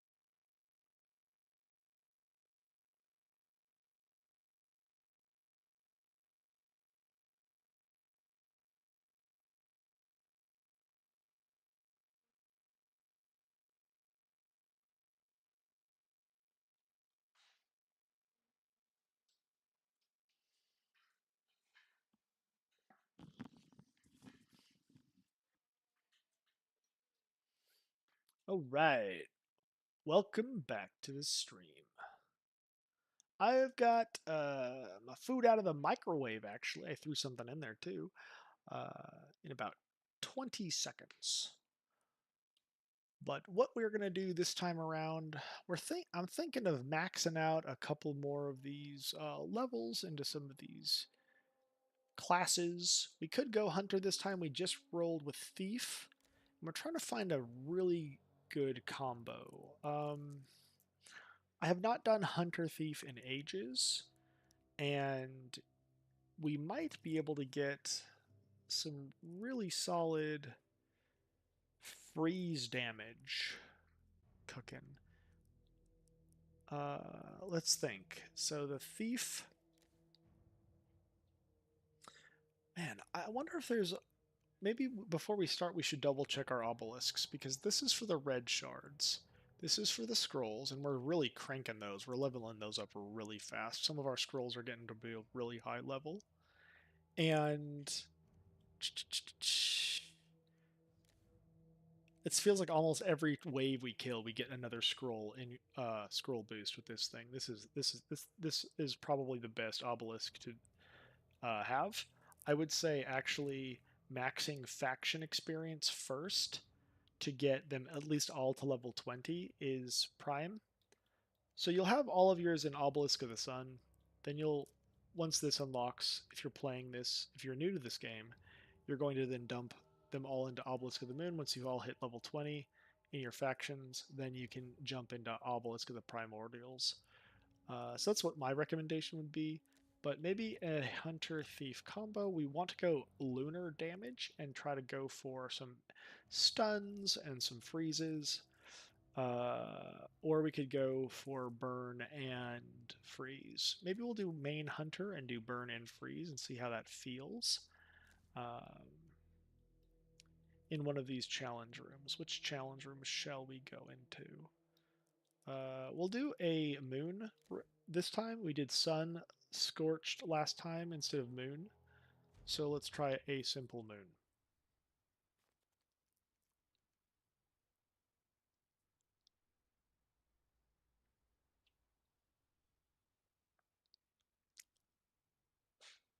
Now, we can do Death Touched, but we don't want to go Barbarian. Maybe we do. We could go Death Touched Barbarian.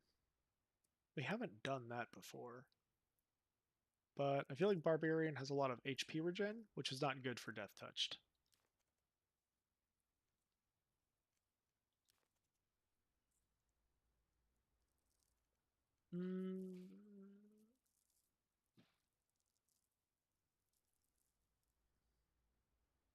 I wonder.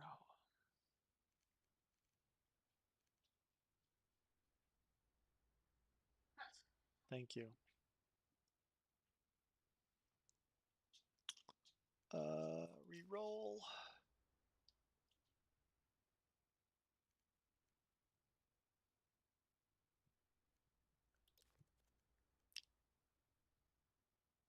So this is damage to elite, so it's tempting to just go an Alkalite build into...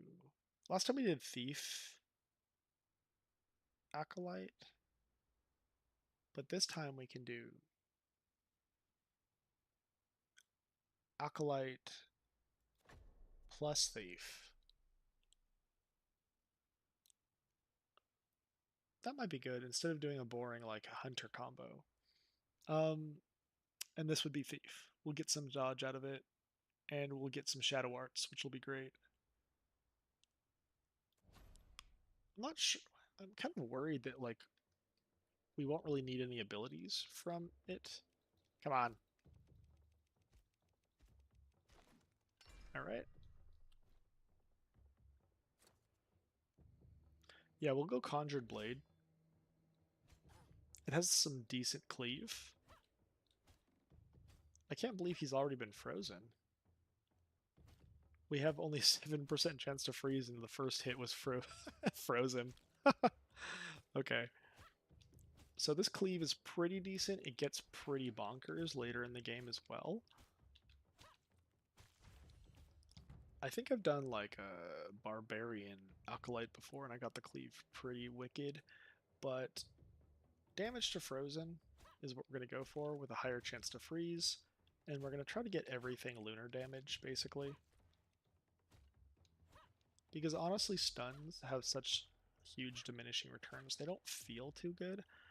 I'm sure with a high enough damage pool, if you focus on like a primal damage glass cannon type build, you could get some really high stun chance in there, but it diminishes based on the boss's HP pool, so it's really hard to even stun bosses. Freezing them seems to be a lot easier though. And I am confused as to why Ice Spikes is still not maxed. I thought I maxed it, but I must not have. That's fine. We'll just go for Ice Spikes for now. It gives us some lunar damage, it's pretty decent. It has a chance to pierce because of one of our passive things that we have on our character. Basically, if you level high enough in Hunter, you will unlock that. We're going to keep going with Freeze.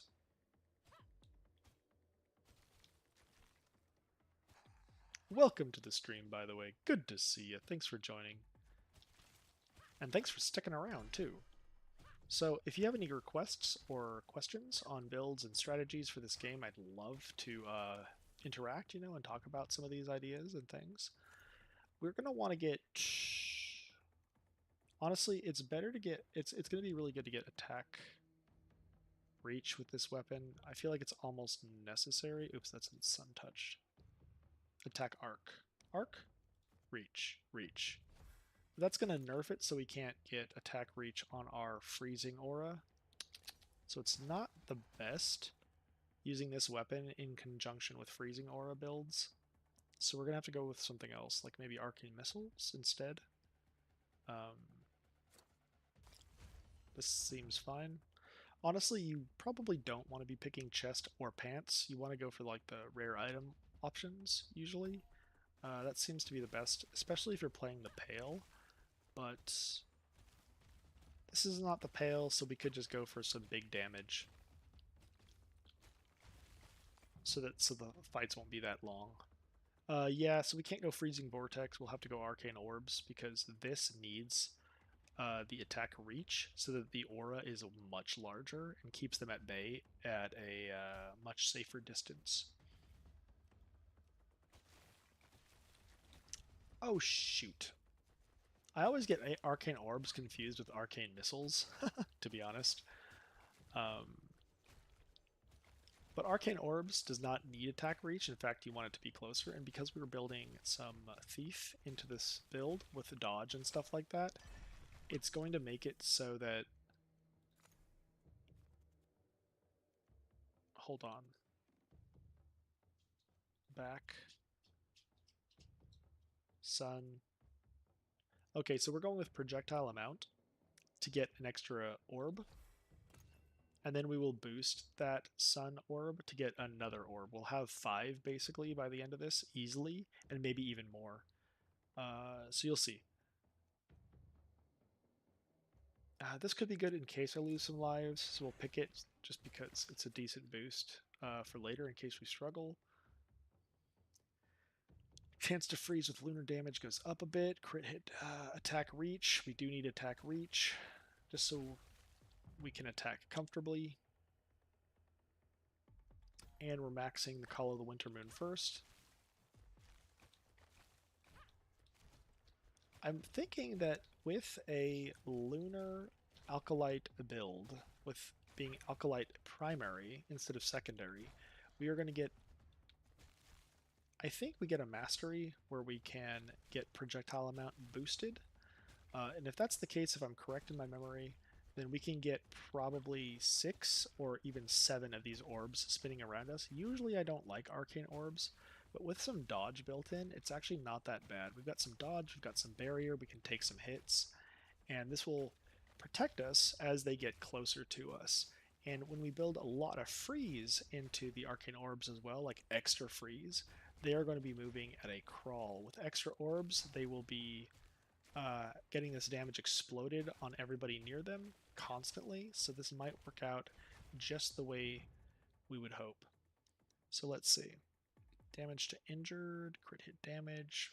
That's going to be really good. Only 3 levels to max that as well, but now we've got Call of the Winter Moon maxed. First thing, we put all of our points into it. We got kind of lucky with the RNG and didn't have to reroll at all, I don't think. And we've got plus 37% chance to freeze, which is really decent. And I think we can add like another 20-ish plus percent to that, which will take us effectively up to like a 60% chance to freeze with these orbs that spin. Attack arc. A larger arc might be... Oh, shoot! That's not the best. Not with these orbs, because I think that Mastery is going to build it into the orbs. It puts them further away from our body, and while that's nice, kind of, we don't really want too much of that, because if the arc goes up too high... Am I thinking of arc? No, I'm thinking of reach. Yeah, what you don't want is attack reach into this. Arc might be fine. I don't think it does anything. It'll just help with the arc of my melee. It shouldn't negatively affect this. So that's good. Dance of Daggers. I'd really love to boost this. Falling Comet is bothering me. Dance of Daggers is going to spam ice spikes way faster, especially if I increase the projectile split rate. What I have learned is that 6 daggers, okay, and then each one of those will have a chance to split, and then all of the splits will have a chance to split. This only works, split chance will only work if the daggers are like a single target, and that's how this one behaves, basically. So we're going to go with that. It's not, we're missing out on a rune slot, based on like, we could get if we had it maxed, but it's still going to be fine. We're going to end this with no problem. It's just fun to have more runes, you know? Okay, so Dance of Daggers, the one thing I do know that I want to stick into it is going to be back. I've never really used it. I think it might be Ender Moon. Projectile split chance. So 15% of the time it'll split, and as it splits, that basically gives, every time it splits, we have some extra energy generation, which will give us a more powerful ice spike. So that's what we're gonna go. We need more movement charges, otherwise this is not going to be very good, to be honest. But it's fine for now.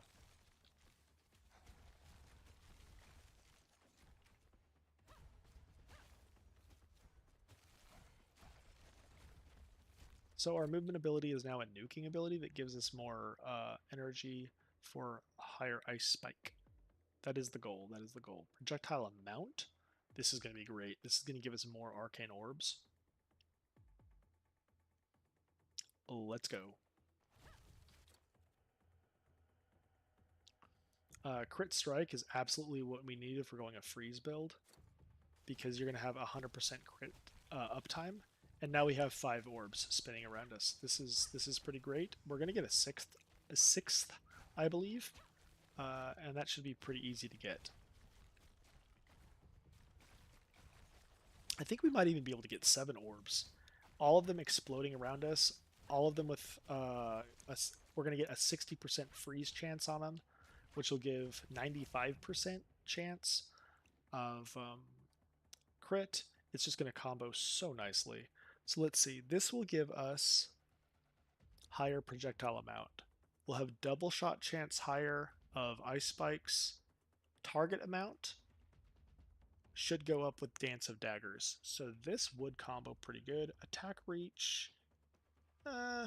Barrier. Let's go for the damage. Let's do Glass Cannon and see how this goes, because I want to get as many juicy orbs as we can. It might not work out as well as I'm hoping, but it might at the same time, so we will see. Okay, we want this to cast more often, so we have to go, always have to go energy cost reduction on this ability. or any of our power abilities, to be honest. It's always it's always going to be core. Maybe not always, but it really feels core. Especially when you look at the numbers.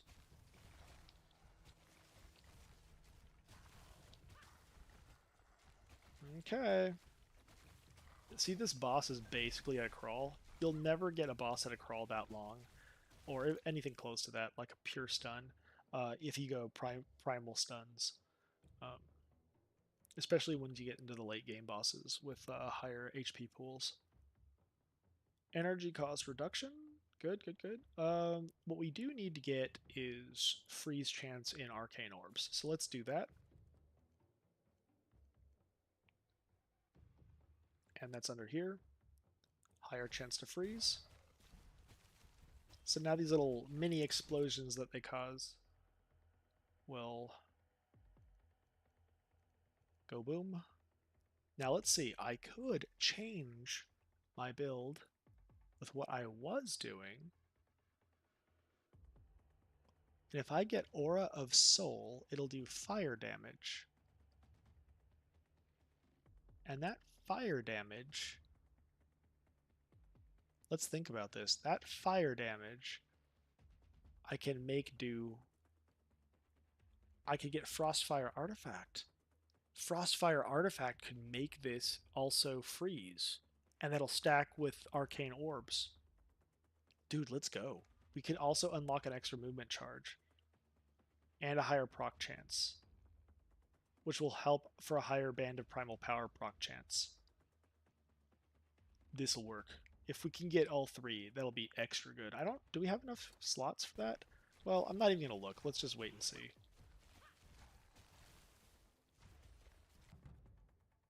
Okay. We're getting our barrage up.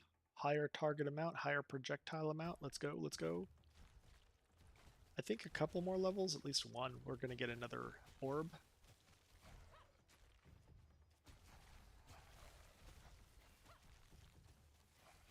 Yes, adding freeze to this passive aura is just going to make them roll to a crawl. Even more so. They're basically at a standstill here and there, but once we get it to be more consistent, it's going to be supreme. So this is a odd map. One of the bosses causes you to have to dodge a whole bunch of ghosts. It's a little annoying, to be honest, but it won't be the worst. Chance to burn with solar. I don't want any solar, actually. I really don't. Because this will be solar. Oh, that's right. So it's doing solar damage. Maybe I'm wrong. I don't have enough. Okay, I'll go this. But as we fight, I'll talk about it. I'm just so used to solar always burning because solar has burn built into it with classes that have solar. So I feel like I might have jumped the gun on my hopes to make this freeze because I'm stupid. This is through a ability. I can't turn it into freezing damage. So that means I can't. This won't be burning. This will just be doing solar damage. I don't really have chance to burn built into it. So we're not going to go Frostfire. We're going to have to go attack speed. You'll see when we get that artifact. Barrage again? Yep, barrage again. And now we have 6. Can we get 7? I think we can. I think we can get 7 of these little balls spinning around us.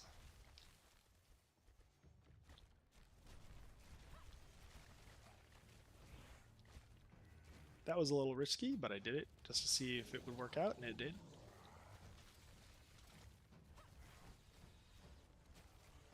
Where is he? He's over here. Man, we need to get more, like, instant attack chance. Spamming on our attacks so we can get more ice spikes, but it's okay for now. We do need to make Dance of Daggers ice. Yep, lunar damage. We have to, so that it can even freeze for us. It's a decent amount of damage, so that'll help with the freeze. Next. Converted to lunar damage and 100% more damage. Boop. Now that'll freeze, and it'll even have a 15% chance to bounce and freeze, which will be great. Hey, welcome to the stream, guys. Good to see you. Glad to see people curious about this build. Oh, this will be nice. It's also building into giving us the proc chance. Yep, it's activating a movement charge for us. Now we have 2. This is perfect. And I don't think we want our barrier exploding. I don't think Edge of Darkness is going to help too much if we don't get enough dodge. We're not reflecting. We don't want Eye of the Berserker. It's not good for most builds. Frostfire ain't going to work because this is not really igniting very often. It will make them take fire damage constantly. So that is good. That's a benefit. But that's about it. They'll take fire damage constantly every time they get frozen. But more attack. It's really a toss-up.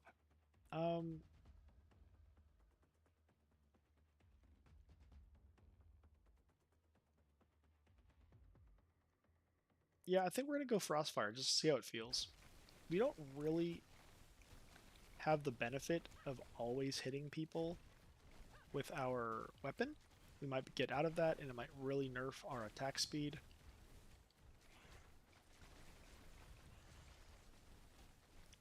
So going Frostfire is adding burn to everything, and it stacks every time they freeze. So this might boost our damage way more heavily. Yeah, because they're being frozen constantly by Arcane Orbs, which is adding fire damage constantly. Every time the Arcane Orb hits, they get frozen. Every time they get frozen, they'll take fire damage, and it stacks indefinitely, essentially. We can go... I think we can maybe even get 8 Arcane Orbs. This is going to be nuts. Let's go Barrage. One more Barrage. If it does not unlock what I want it to unlock, I have one more plan to get the 8th. This is insane. This is the fastest I've killed these big dudes on any run, on any playthrough. Usually they last for a lot longer than I'd like them to, and the bodies of everything else are kind of getting in the way and stuff like that, but these just melted. I think I've killed them about this fast once before. These mini boss dudes, there's usually so many of them, and by the time there's like a ton clumped in the middle, I do some combo and they all melt. But killing them individually like this with such an AoE build just feels unfair. Okay, this will give me projectile pierce for ice spikes a little more so. All damage is always good. Lunar damage is up so much with this one. I think we are going to need movement speed at some point though, or we'll be overrun. So we need to start building into that. This gives us barrier. It's hard to say. Higher lunar damage though is just core is going to give us a higher freeze chance. So I do want to go for that, to be honest. I'm a little too tempted. Ice spikes. There was something I had to do with ice spikes. What was it? Maybe Pierce? Yeah, probably Pierce. But before we do that, Arcane Orbs, we're going to get an Eldritch Rune. Let's double check. Projectile amount at 45%. Let's boost that by 70%. It's basically 50%. This is basically going to be like a 25%-ish boost with cheap, weak math. And I think it's going to give us another orb immediately. Let's go. Oh my gosh, so many orbs. Can we get another? We've got 8 now. Can we get a 9th? Is it even possible? Oh man. I'm so tempted to reroll just to get that for now. But crit hit damage is going to be nice. We're going to need Obliterate eventually, so we'll see.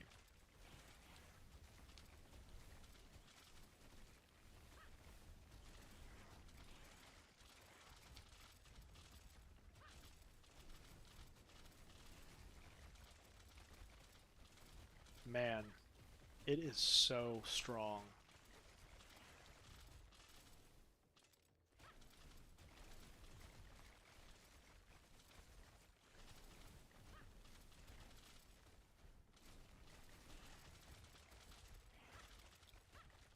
Curious if you guys play the game or if you're just here to check it out. Would love to hear from you. And thanks for joining the stream. Love to talk strategy, love to take requests actually to see if I can make a build work that you guys are curious about or what insights I might have into it. I'd love to be able to provide those. Another into Obliterate's just going to be nice because if you don't know, when they take half, when their HP is down to half basically, that's when they're considered injured, half or below basically. If it's half or above, they are considered healthy. So as soon as you breach that threshold, they're considered injured and they'll take more damage with this mastery talent.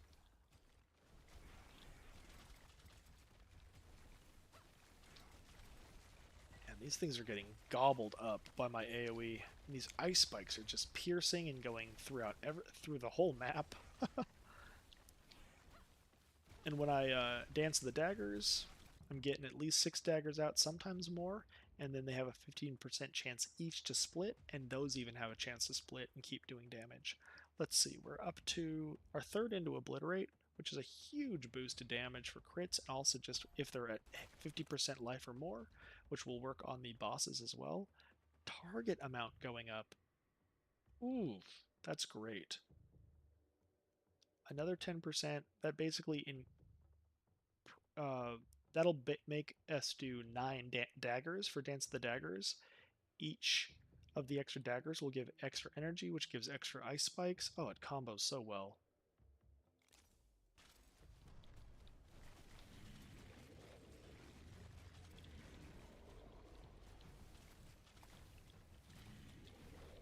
Okay, so this guy's little ghosty damage does way more than you'd like it to do.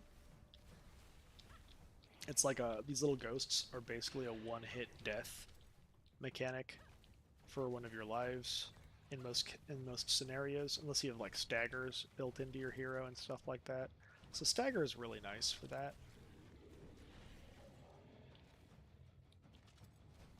Man, another good benefit. Oh shoot, I'm not even paying attention. Another good benefit to Dance of the Daggers is the speed at which you move. Oh gosh, see, that's what happens when I talk too much.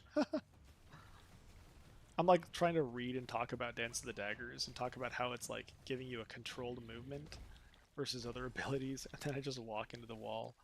Anyway, uh, we'll be fine. We don't really need life, I don't think, with this build. With the barrier and with a little dodge, we might be fine. I'd have to be just a little careful.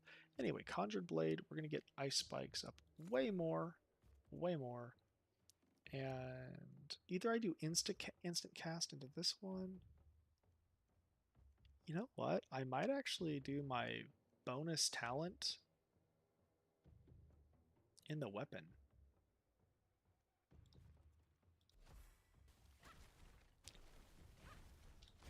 Okay, let's see.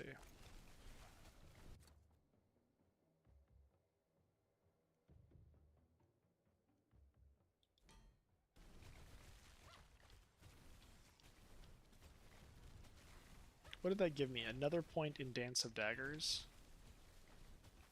Okay. Oh gosh, I'm gonna die. I should not have been talking during that boss. That boss, I'm usually fine with the mechanics. It's just it lasts so long usually, but I was shredding the boss this time. I just got a little overconfident. Damage increased per life lost. Well, here we go. Look at this. Now my damage is huge because I've lost so many lives. How sad. Alright. Yeah, one of those Dance of the Daggers cleared like everything. Check it out. Everything died. Everything died. And it's because it's giving energy as I use it. And then that energy is turning into ice spikes. basically.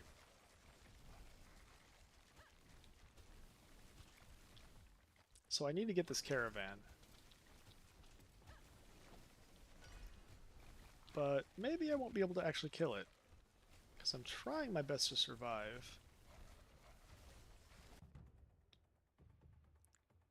Alright. Higher projectile amount. Will it give me a new orb? I don't think so. It'll give a little more double target amount. I don't think it'll give me anything. I don't think 10% more will give another orb at this point. I would do it just for the lulz, but I don't want to like die. Higher movement charge rate is probably what I need. It's a small boost, but eventually I might be able to stack it more and more. Attack reach.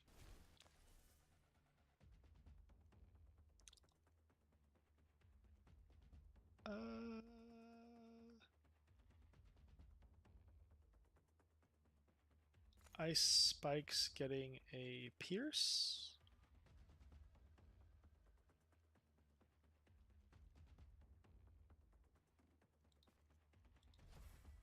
What did I pick? Oh, I picked the... Okay, well, now it's got more damage because I've lost a lot of lives. I guess that's not the worst thing. Okay, maybe that's a happy accident because I wasn't going to pick that.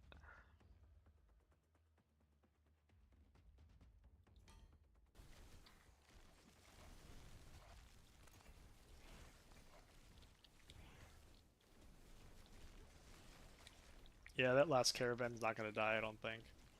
Unless I can, like, aim some of these ice spikes. It's going to be so rough to do that. Ah, I missed that last ice spike. Oh, I got him! That's a cool thing. If you didn't know, you can kill him way outside of the ring, and then it'll, like, push all of the rewards back into the ring. Damage to frozen? Okay. Alright. So I gambled. I was trying to get another rune for one of these, but I got it in Dance of the Daggers, and that's interesting. More projectile split. Lunar damage. Okay. Is it considered a projectile? If it's considered a projectile, I might be able to get a double shot built into this. Let's see. Does it give double shot as an option? It does. That is going to be insane.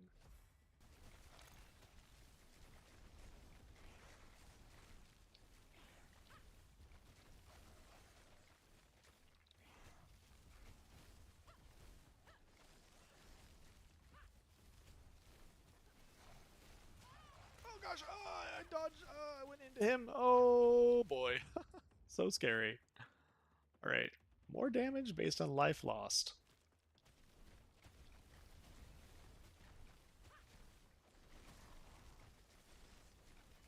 Let's get that barrier back up. Goodness gracious.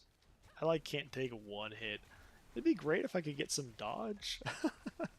I mean, I built like half, what do you call it, thief. It would be great if the game would give me like some dodge. So I could get some of that up a little bit more. Like in the gear or whatever, because it's possible. But I don't think I have anything left. Poor little girl, she's just a skeleton now. Oh gosh, this boss is gonna be a pain. I don't have enough movement charges, I don't think.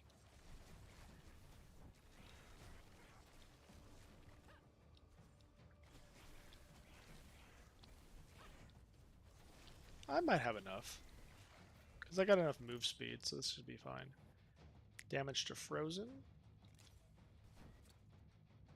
Lunar damage. Projectile pierce. I think we're just going lunar damage. And our last rune. This is what? This is what? Our sword?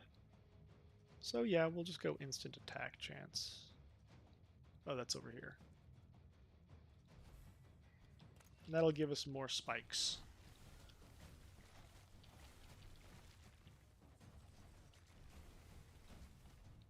was hoping to get another rune. Oh gosh, I'm talking during a boss fight again. This is so dangerous. Okay, well that worked out pretty well. I got the instant attack chance, and then the damage just spiked like the boss lost so many lives all at once. Alright, Death's Embrace, here we go. Damage to Frozen.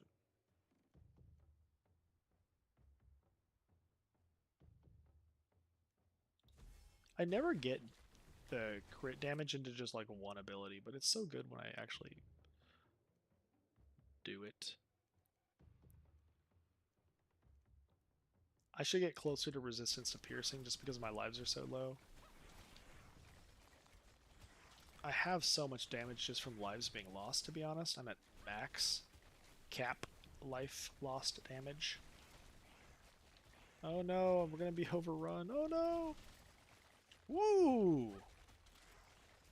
Nice! We just cleared that giant wave. Oh, it's so risky though. Everything we're doing is so risky. Glass cannon build, baby.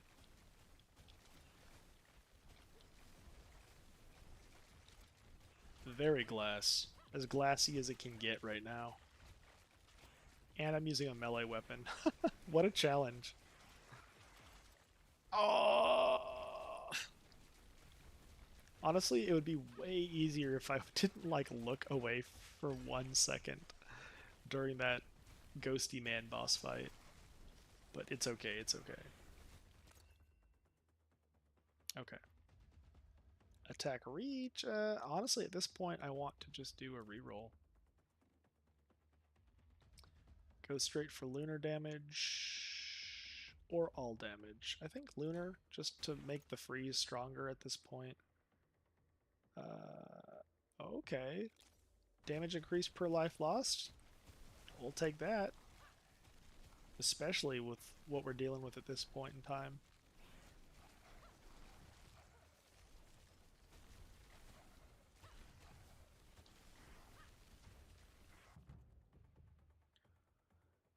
Okay, I think we're actually... I think we're going to eventually be able to get the last orb, but we have to get movement charge rate up.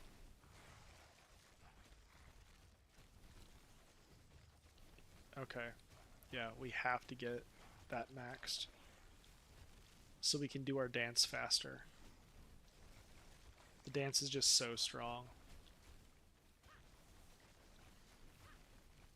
I absolutely have to max the dance at the end of this run if I can, if I have enough coins to do it. We don't even have it maxed, but we got the third from an extra rune slot.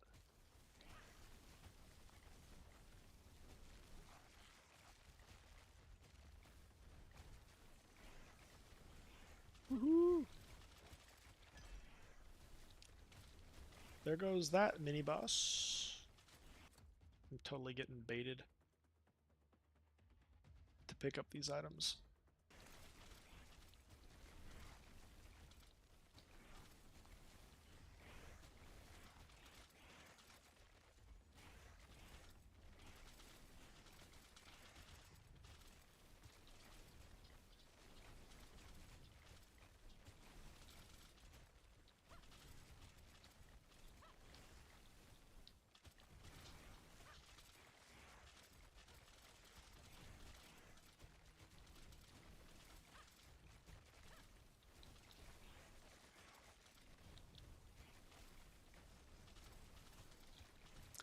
So the biggest problem is my attack reach that I needed for my weapon is being added to these orbs.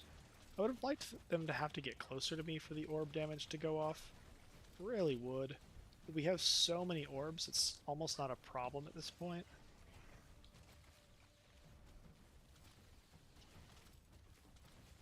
But that is one regret that I have for this build that I've done. The attack reach that I have to get for Astral Reach is ruining my orbs. It's making them go further out. But at this point, let's go for an extra barrage. Nah, it didn't give it to us, but I think I can get it through items, to be honest.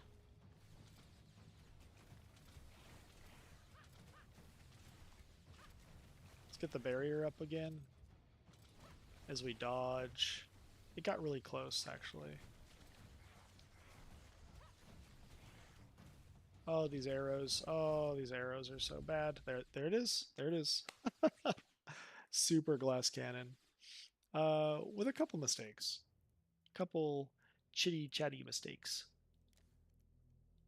But that's totally my fault.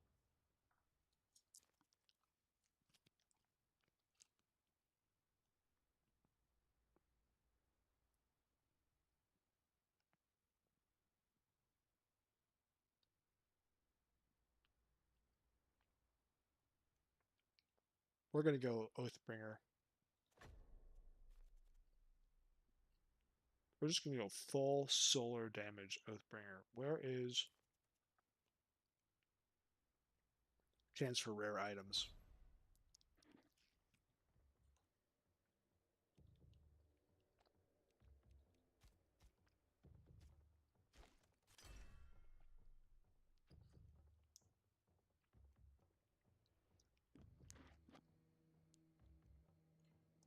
We're gonna go big block chance. Big block.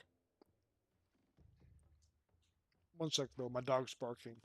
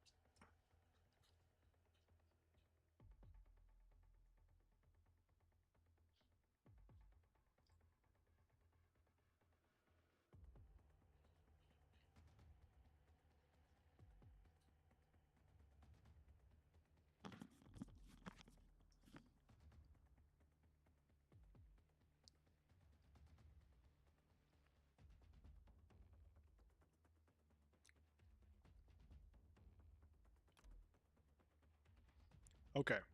I take it back. I think I'm gonna boost this because I want to min-max it. This block is great.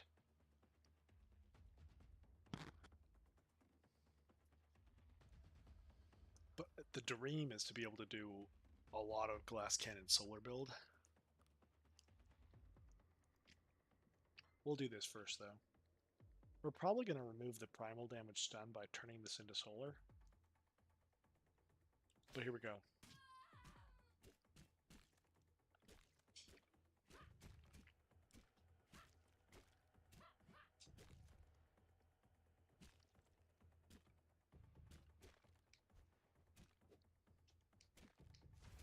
I totally just lost a life by like gathering the gear too. Gathering gear to lose life, kind of weird. Uh, higher block chance is nice. We currently have it at what? It's at something. Don't kill me.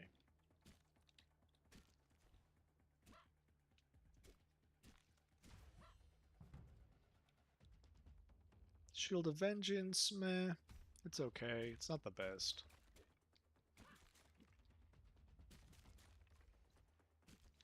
I'd like to go something else.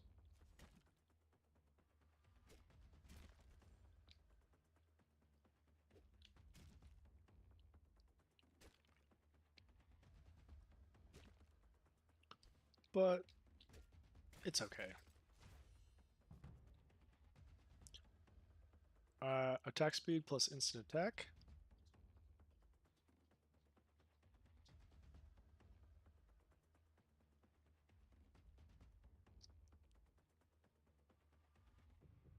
I'm gonna have to get so.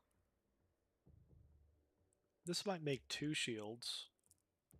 That might be good eventually. We're going flashlight.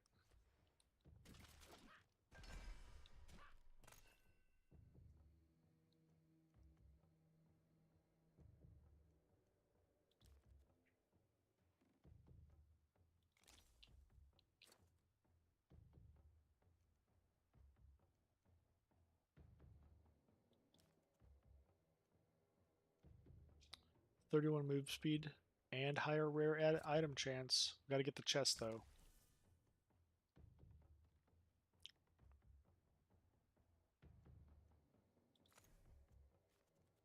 Let's just boost the projectile. Split chance? No. Projectile amount. Because if I get this, with only 1 point, we can get 50% of the time almost with 2 shields.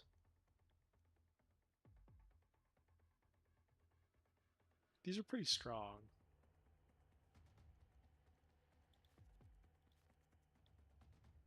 But how much energy? Okay, if we go Moon Rune, we can get... Where is it? Energy cost reduction. 2 by 2? 2 energy? That might not be the best. I might want to go, for the first time ever, projectile amount first. Because I want 2 shields. They are very strong, especially at this level in the game.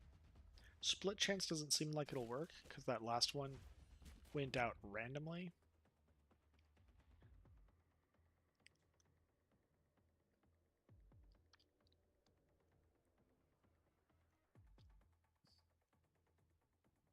We'll do a slight attack reach. This will also help with the shields coming out more frequently. By a little bit.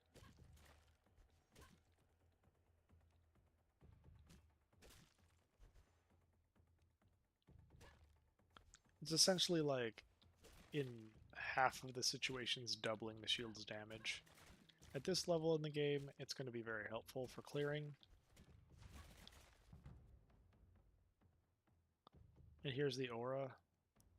It's not my favorite. I like to get Sigil up higher, especially because we can have a higher target amount once this gets maxed. I don't think we're maxing it this game, though.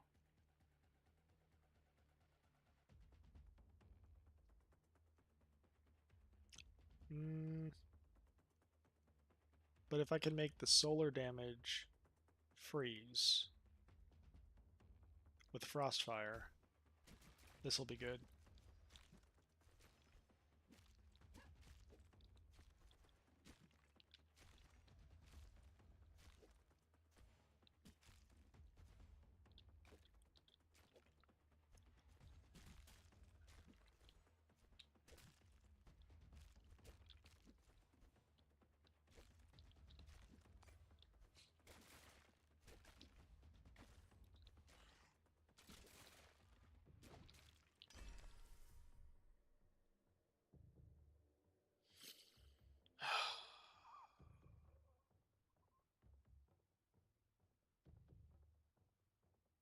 I think I need chance to burn.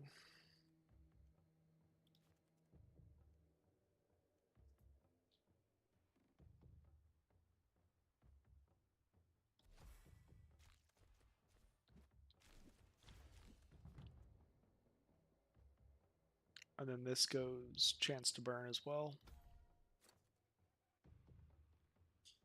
Reroll. Area. Oh, what? Didn't I get the pants?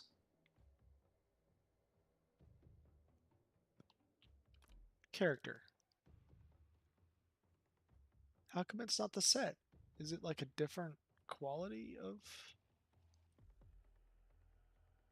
legs? Golden chainmail bottom heavy armor.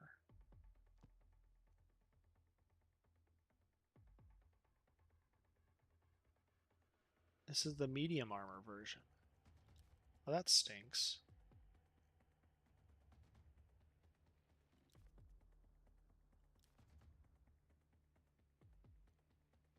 I got this one twice.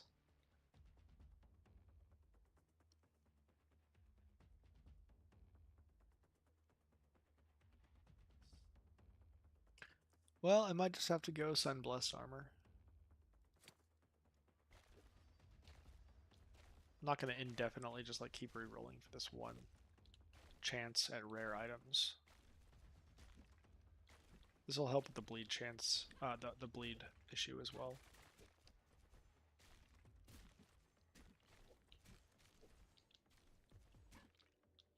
So every time I burn them, basically, they're going to get frozen once I go Frostfire. We'll see how heavy that freeze becomes.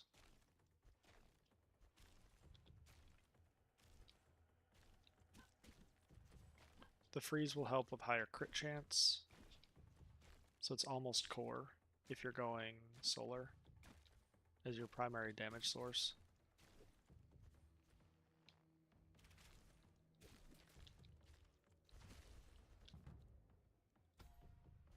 We're going to max chance to burn since we're getting solar damage built in now.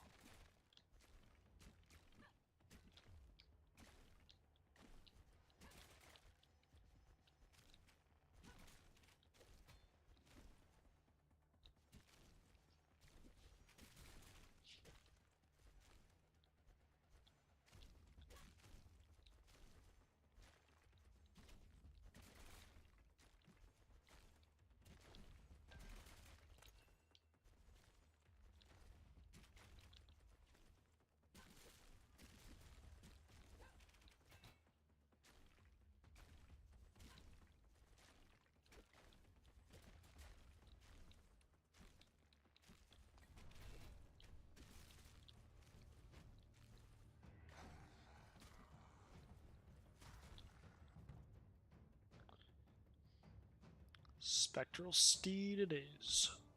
It's a pretty little spell. Riding the little golden horses, doing damage, causing burn as well.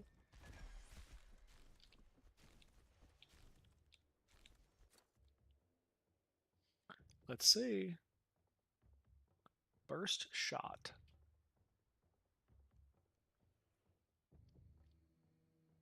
Well, it's fire damage.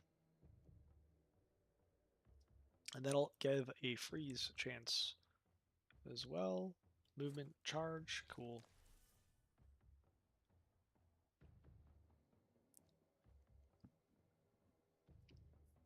Okay, hopefully it pierces a little bit too, but I don't think I'm going to be able to get pierce up through any masteries. Oathbringer is currently barely stunning. It's basically something we don't need. We need to turn this into solar damage as well.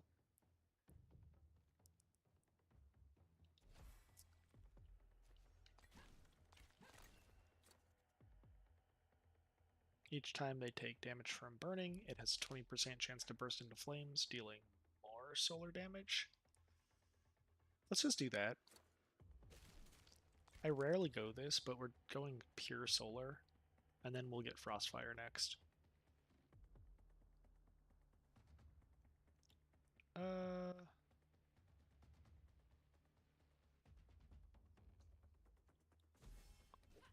Increased Effectiveness is the best rune, to be honest, because you can take a rune that you really like and basically double it eventually once you get it to 100%, which seems to be pretty easy to do.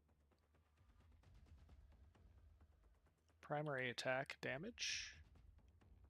Yes. Oh gosh. I gotta pay attention.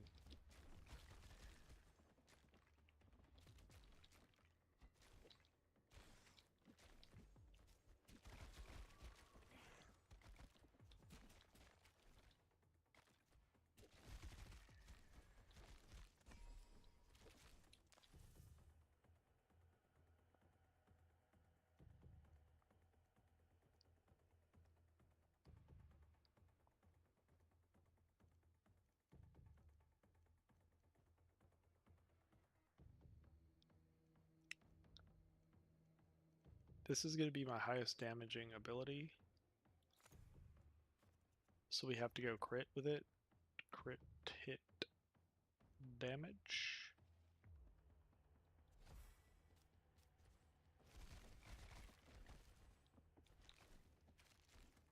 It's possible I'll be charging into people that aren't slowed, so maybe crit hit chance would be good as well.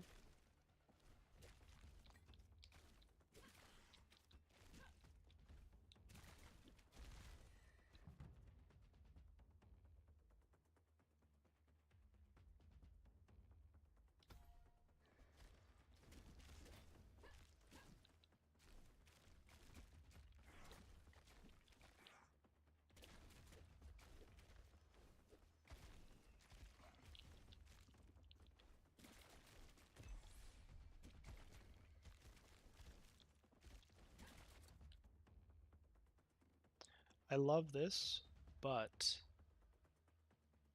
I think we're going to keep going with Frostfire at this point. Let's see how much slow is actually applied.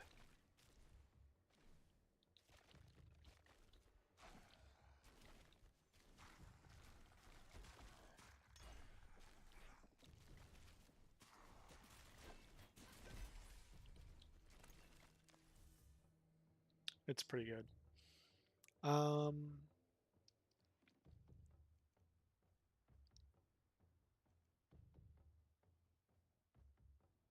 I could make the range higher on this.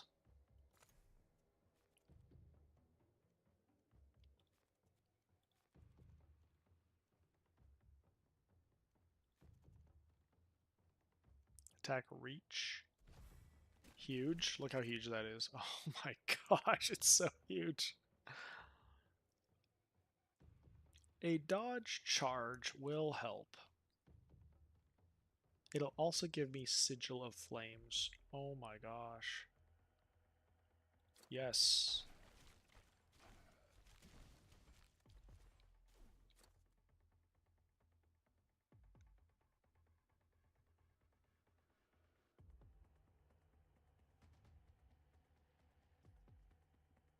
Higher block chance.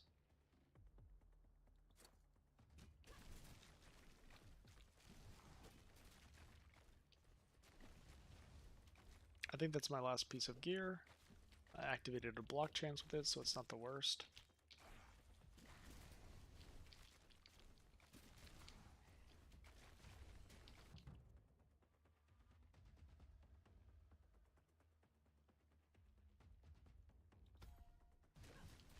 I do need to attack reach on my ability, but I think I can get that with Radiance, to be honest. And now that I have Sigil of Flames built in, Radiance is core. And all of this fire damage is freezing them at the same time.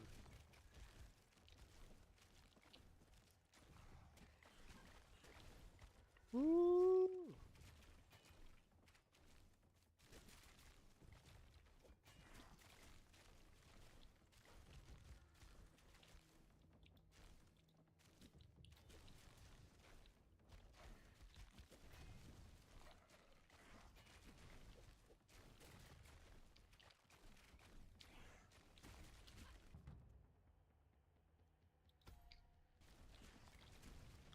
It's just going to make my aura bigger. The bigger the aura is, the higher chance it has to freeze people as they're coming towards me. I'm hoping I don't need to build crit into it. I could build like something else into it. But maybe I don't even need to attack them at this point, because it's a little risky. I could just let the aura kill. Maybe I'll walk up to him and hit him a few times, to be honest. Look how much faster it kills. Just hitting him, though. So much faster.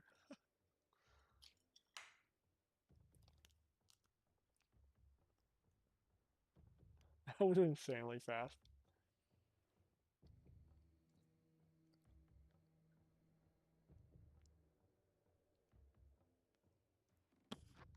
Now watch this. It's going to get bigger, by the way, but this is going to be a huge boost. Sun Rune. Look how huge my aura is. Oh my gosh.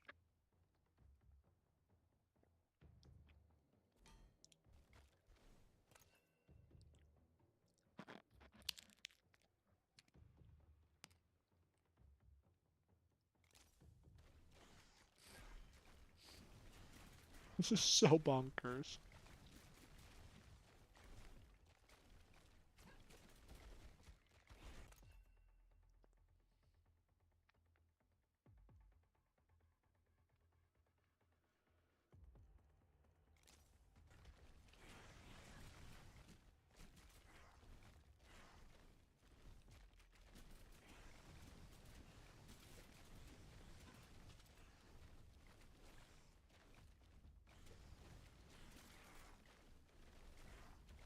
I feel like the longer I keep them in here, the slower they go.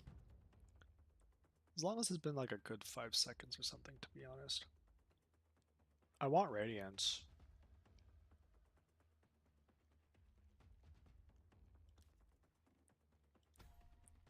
Alright, the circle's even bigger now.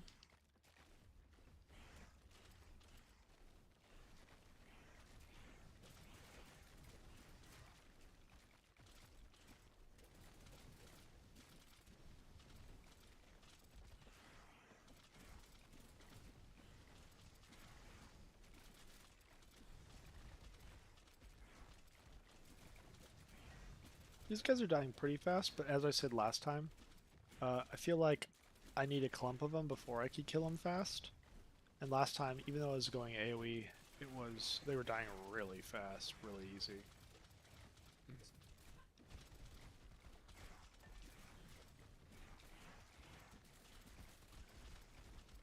Trying to use my Spectral Steed as a nuke, because the numbers make it look like it does a ton of damage, but it doesn't feel like it is. Okay, Radiance, Aura, even bigger. Whoa!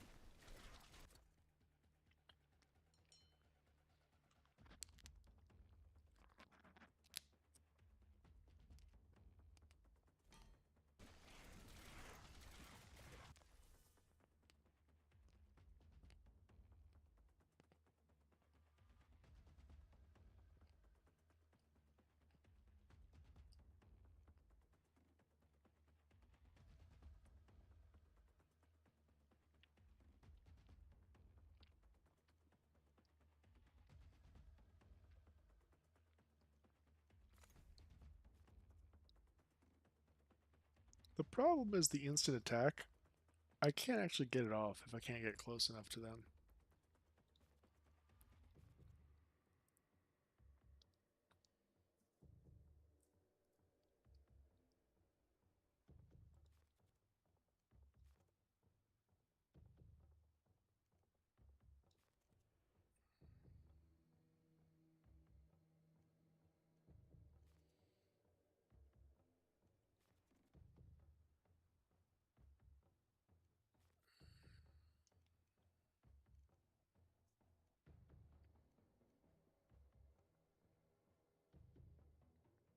Well, eventually I'll get more attack reach, so it won't be the worst.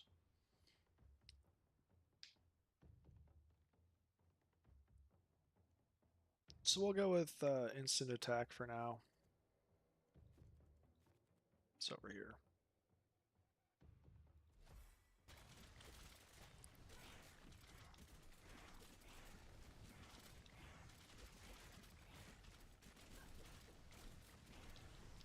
My block isn't nearly as high as I'd like it to be.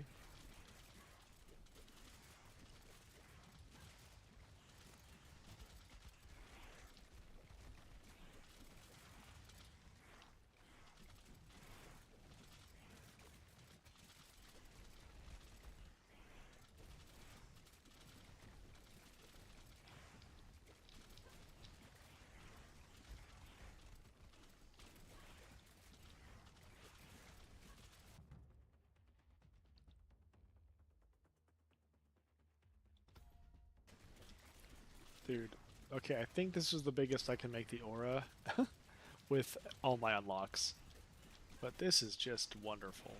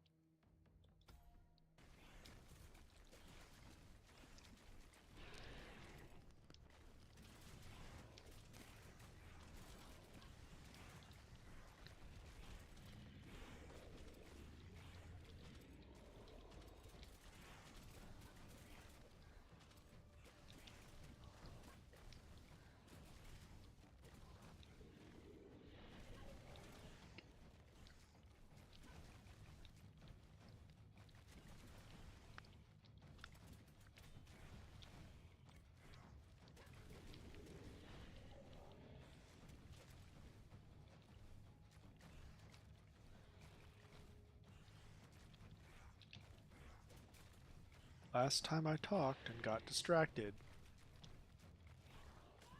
Oh gosh. As soon as I talked, I was like, getting distracted. Just kidding.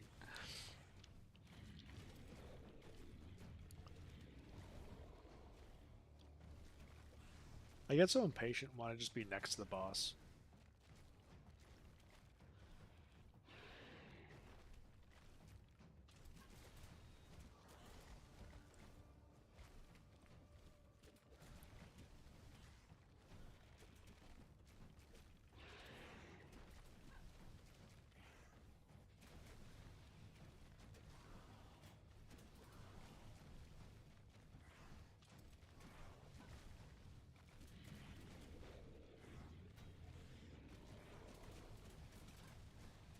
So I got hit by that fire just then, but my block chance works on it, so that's really interesting and good. Oh, I didn't... I got the corner too close! Oh my gosh, I suck. Alright. Oops. Alright.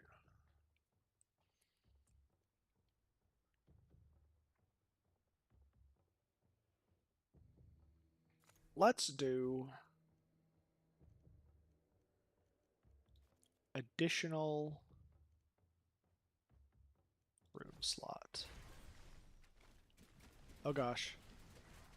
The little ghosty guys are still coming at me.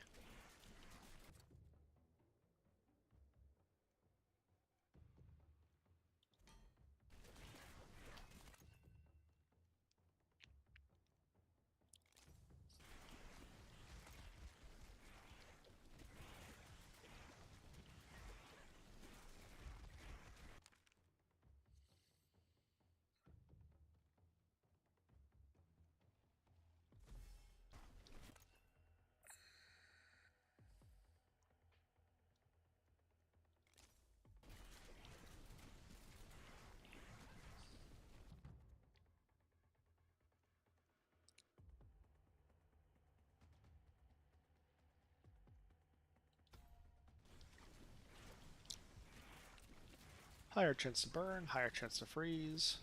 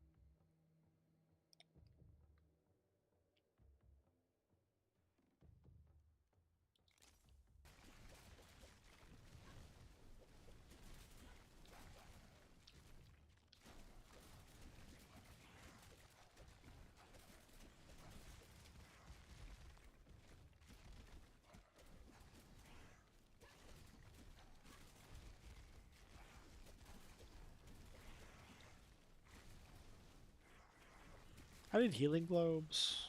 I need HP regen. I knew I should have built into that. I just didn't. Because I take one hit if I'm not leveling. And it's just like an auto death. So the HP regen will offset some of the bleed damage, I think. But I do need more resistance to bleed as well. So eventually I'm not going to be able to level up fast enough. And it'll just slowly whittle down due to the bleed.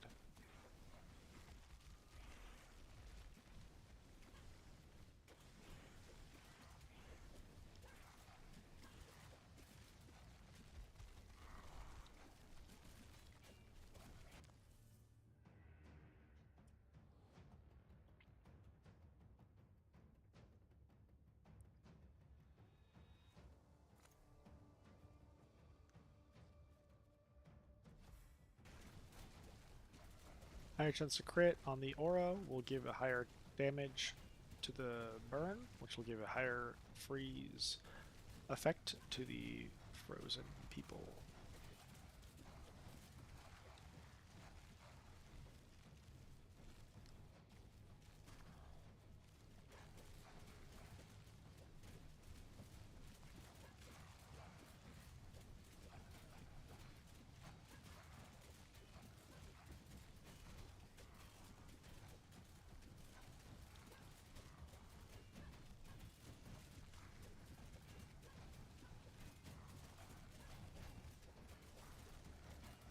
Well, I'm able to man up against this boss, no problem. Uh-oh. One hit got through.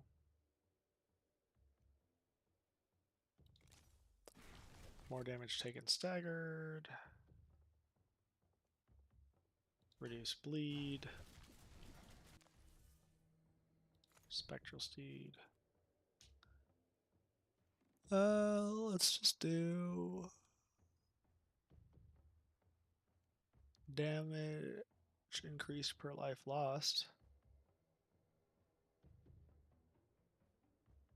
It's just gonna get stronger.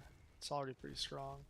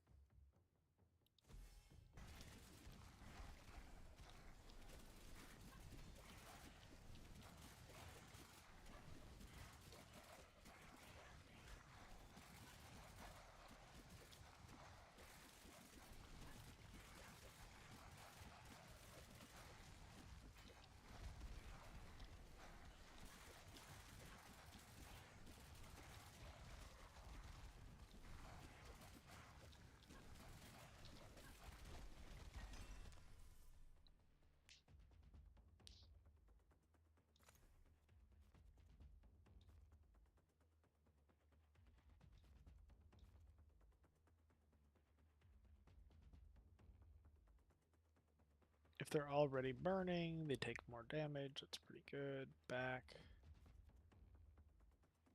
Chance to freeze. No. Back. Oh yeah. Primordial runes. Increased effectiveness. That's going to be really good.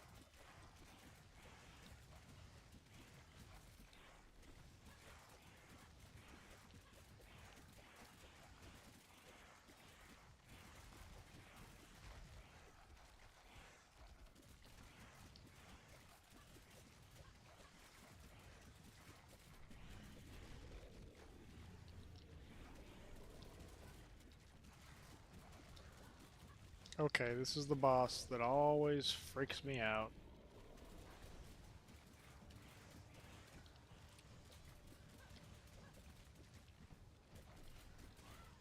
Okay, I just ran into the wall a little bit, didn't I?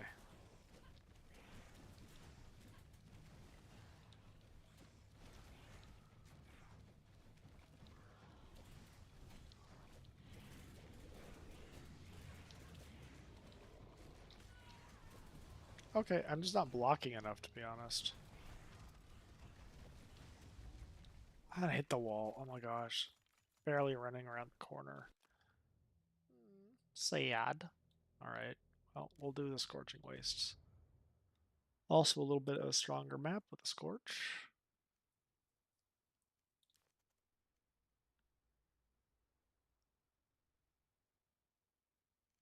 Let's upgrade something.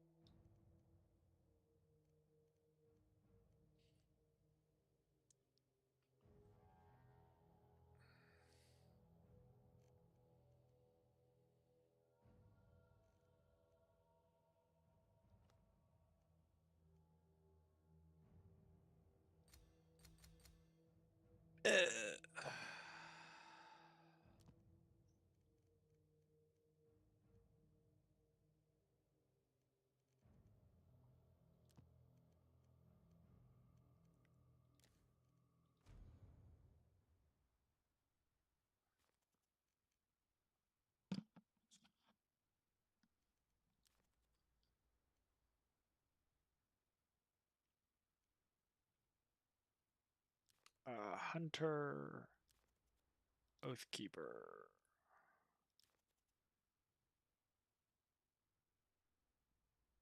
Oh, not human. I want a Aurora Borean Hunter is what I was hoping for.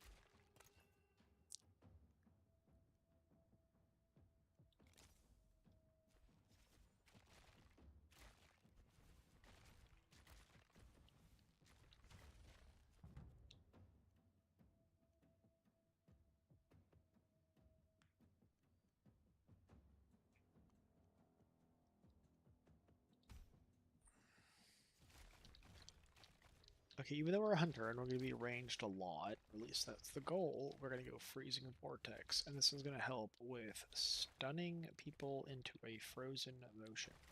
We will get attack reach maxed on this thing, and then we are going to get higher freeze chance built into it, and then it'll give us a free spot for our extra rune elsewhere, to be honest. Better to put that in there first, if we can, just to get that extra slot into one of these, versus like the movement ability, which isn't going to be as good.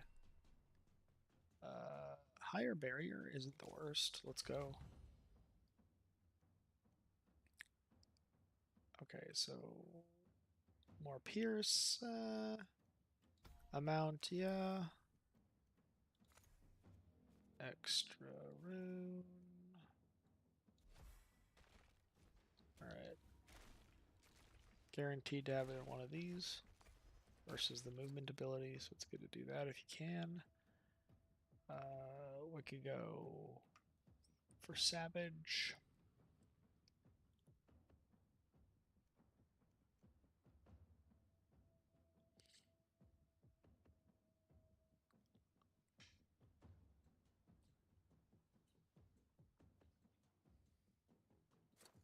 Let's go Stalker. Just because.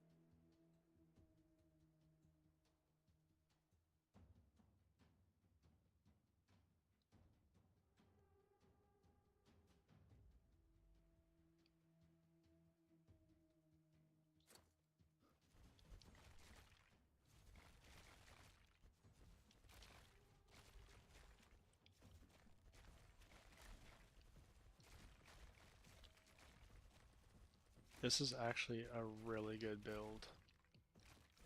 The arcane missiles are going to provide freezing. Burst shot has pierce and will provide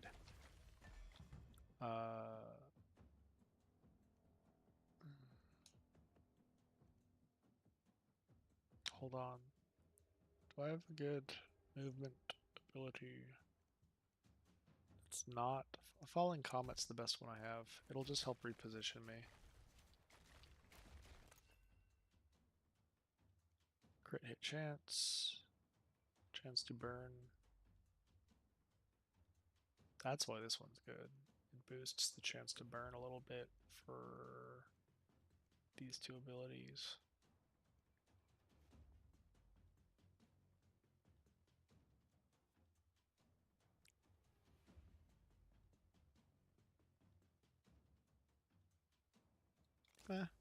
It's greater, so we'll pick it.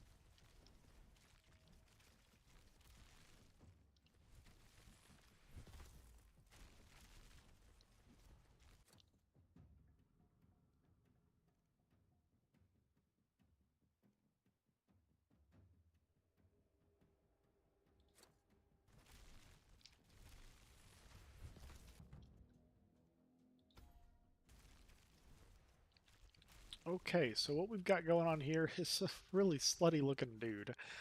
Uh, but these items are giving him a really high chance to find rare gear. He has arcane missiles coming out on a gear piece that he currently has. Burst shot with piercing because we are basically an alkalite plus hunter on an Aurora Borean character, so we're combining a few different things. But with a little bit of RNG, we actually have a character that I think is one of the most OP ones I've ever built. The only difference is I would like to get another rune slot into Falling Comet, or maybe a different min ability would be nicer, but Falling Comet's not that good, but it's still pretty good. So right here we've got chance to freeze on Freezing Vortex, and now here comes the bread and butter. Attack reach. It's much bigger. Much bigger.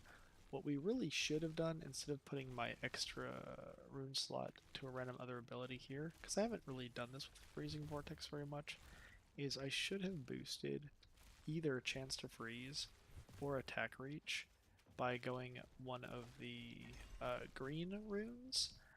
That would make either the Lunar do an extra an extra 15% chance to freeze, or I could actually get an extra like 35 point no 37.5% attack reach, which would make the aura much larger on the freezing aura, which would have been really nice. And then I could have had the extra rune slot put into Falling Comet, because Falling Comet kind of sucks to rune. But here our power shot's gonna get a energy reduction, so it can go off more frequently, especially because the energy cost is somewhat high. I mean, I guess this is good. It's okay. But both of our extra passives have some really decent damage and effects built into it to combo with our Frostfire gem. Because we're going to be going for max freeze, which will give us max crit, we're going to go for Band of Primal Power. 15% chance to do basically an extra 0 in damage, 10 times damage. Which is insanely huge. 95% crit chance if they hit max freeze, which looks like it's not going to be hard to achieve.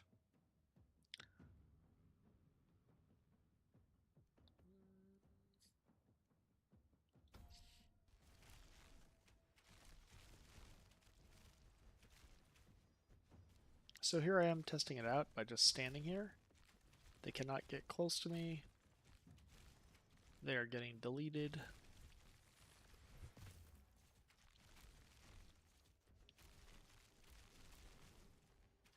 We are at the 12-minute timer, so we have hit a huge power spike with some of the RNG, but it is about to get much harder within the next minute or two, basically, after the next boss. I should just go get some of these experience orbs. Just literally running around and collecting things is what I should do right now, in preparation for the next boss.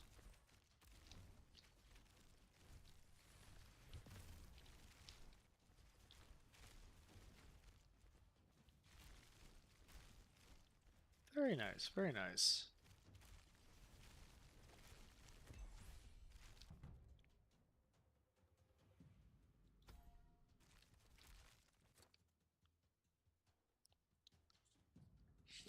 Higher chance for rare. Maybe.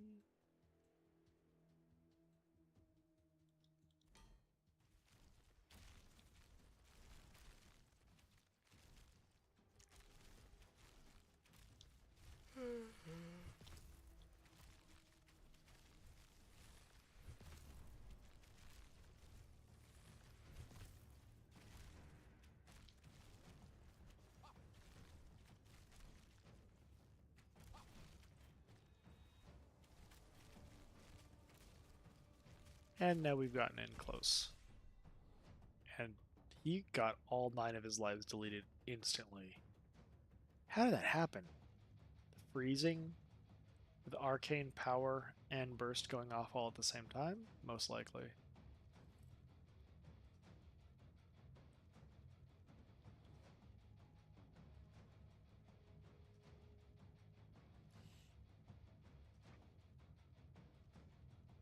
Increased proc chance is going to help this by 10%.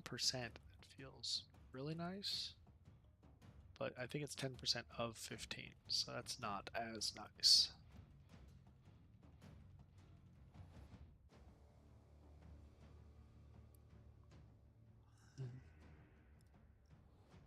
I want to boost my main attack.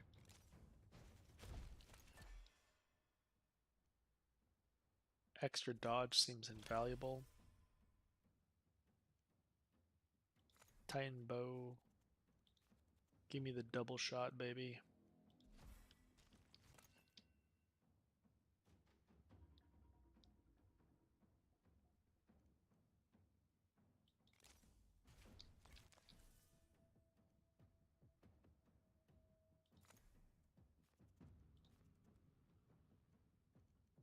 Give me the instant back. Instant attack chance.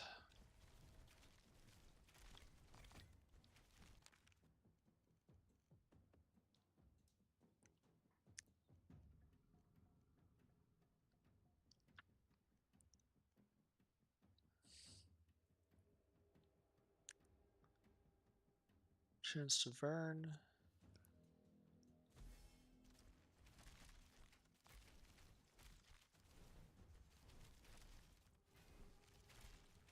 Could throw a chance to burn on this.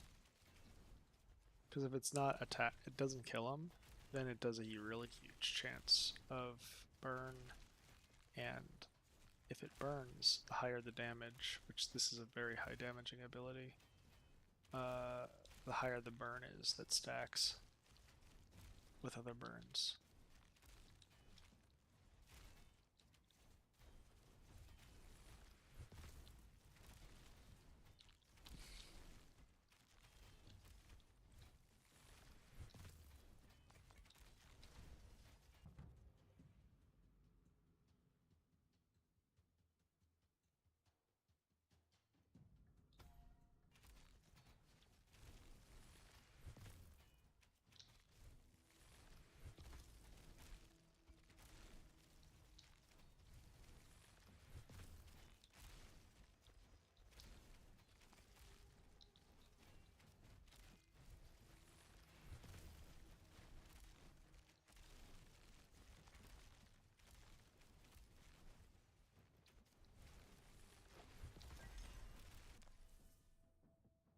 Okay. Man, I have been streaming this game for 3 hours and 30 minutes after work today.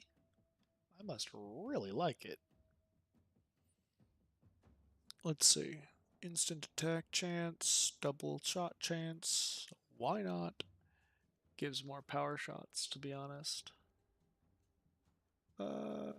Projectile amount. The more projectiles I have, the more energy is created, the more power shot is made. We should go projectile.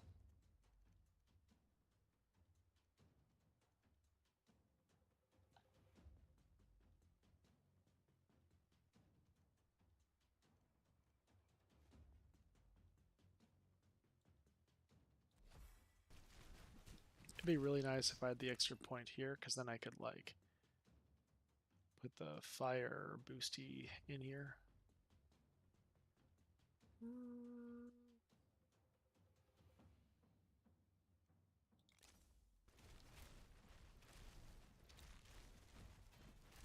We're doing movement speed per life lost in case I lose a life. It stacks super nice. Alright, movement speed.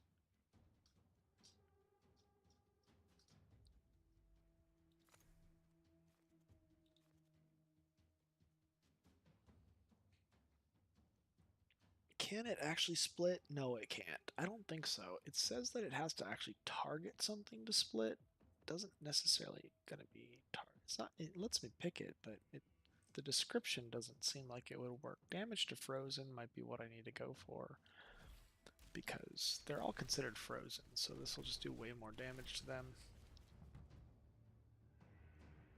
Projectile amount will give me an extra 1, hopefully. An extra. Oh, she's like already dead. Wow. That was insanely fast.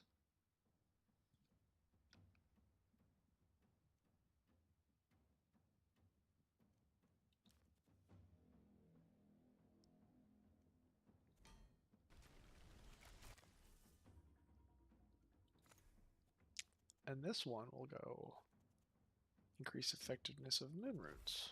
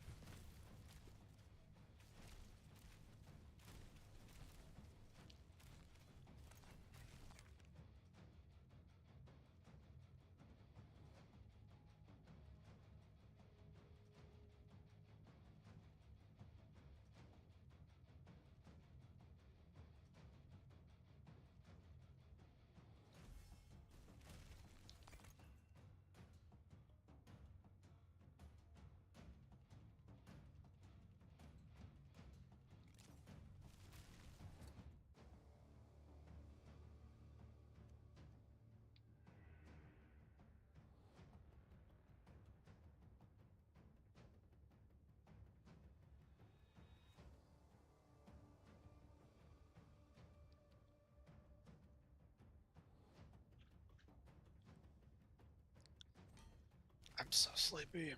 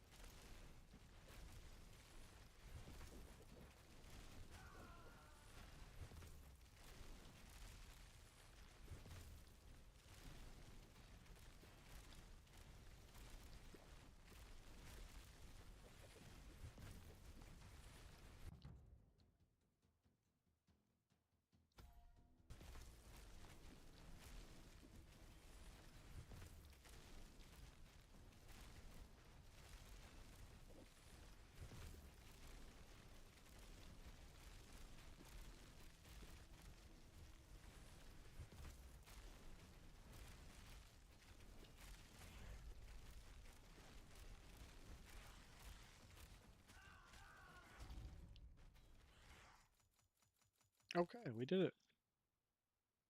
The ghosties came and got us. Man, I got so tired though. I think it's gonna have to be the end of the stream after 3.5 hours.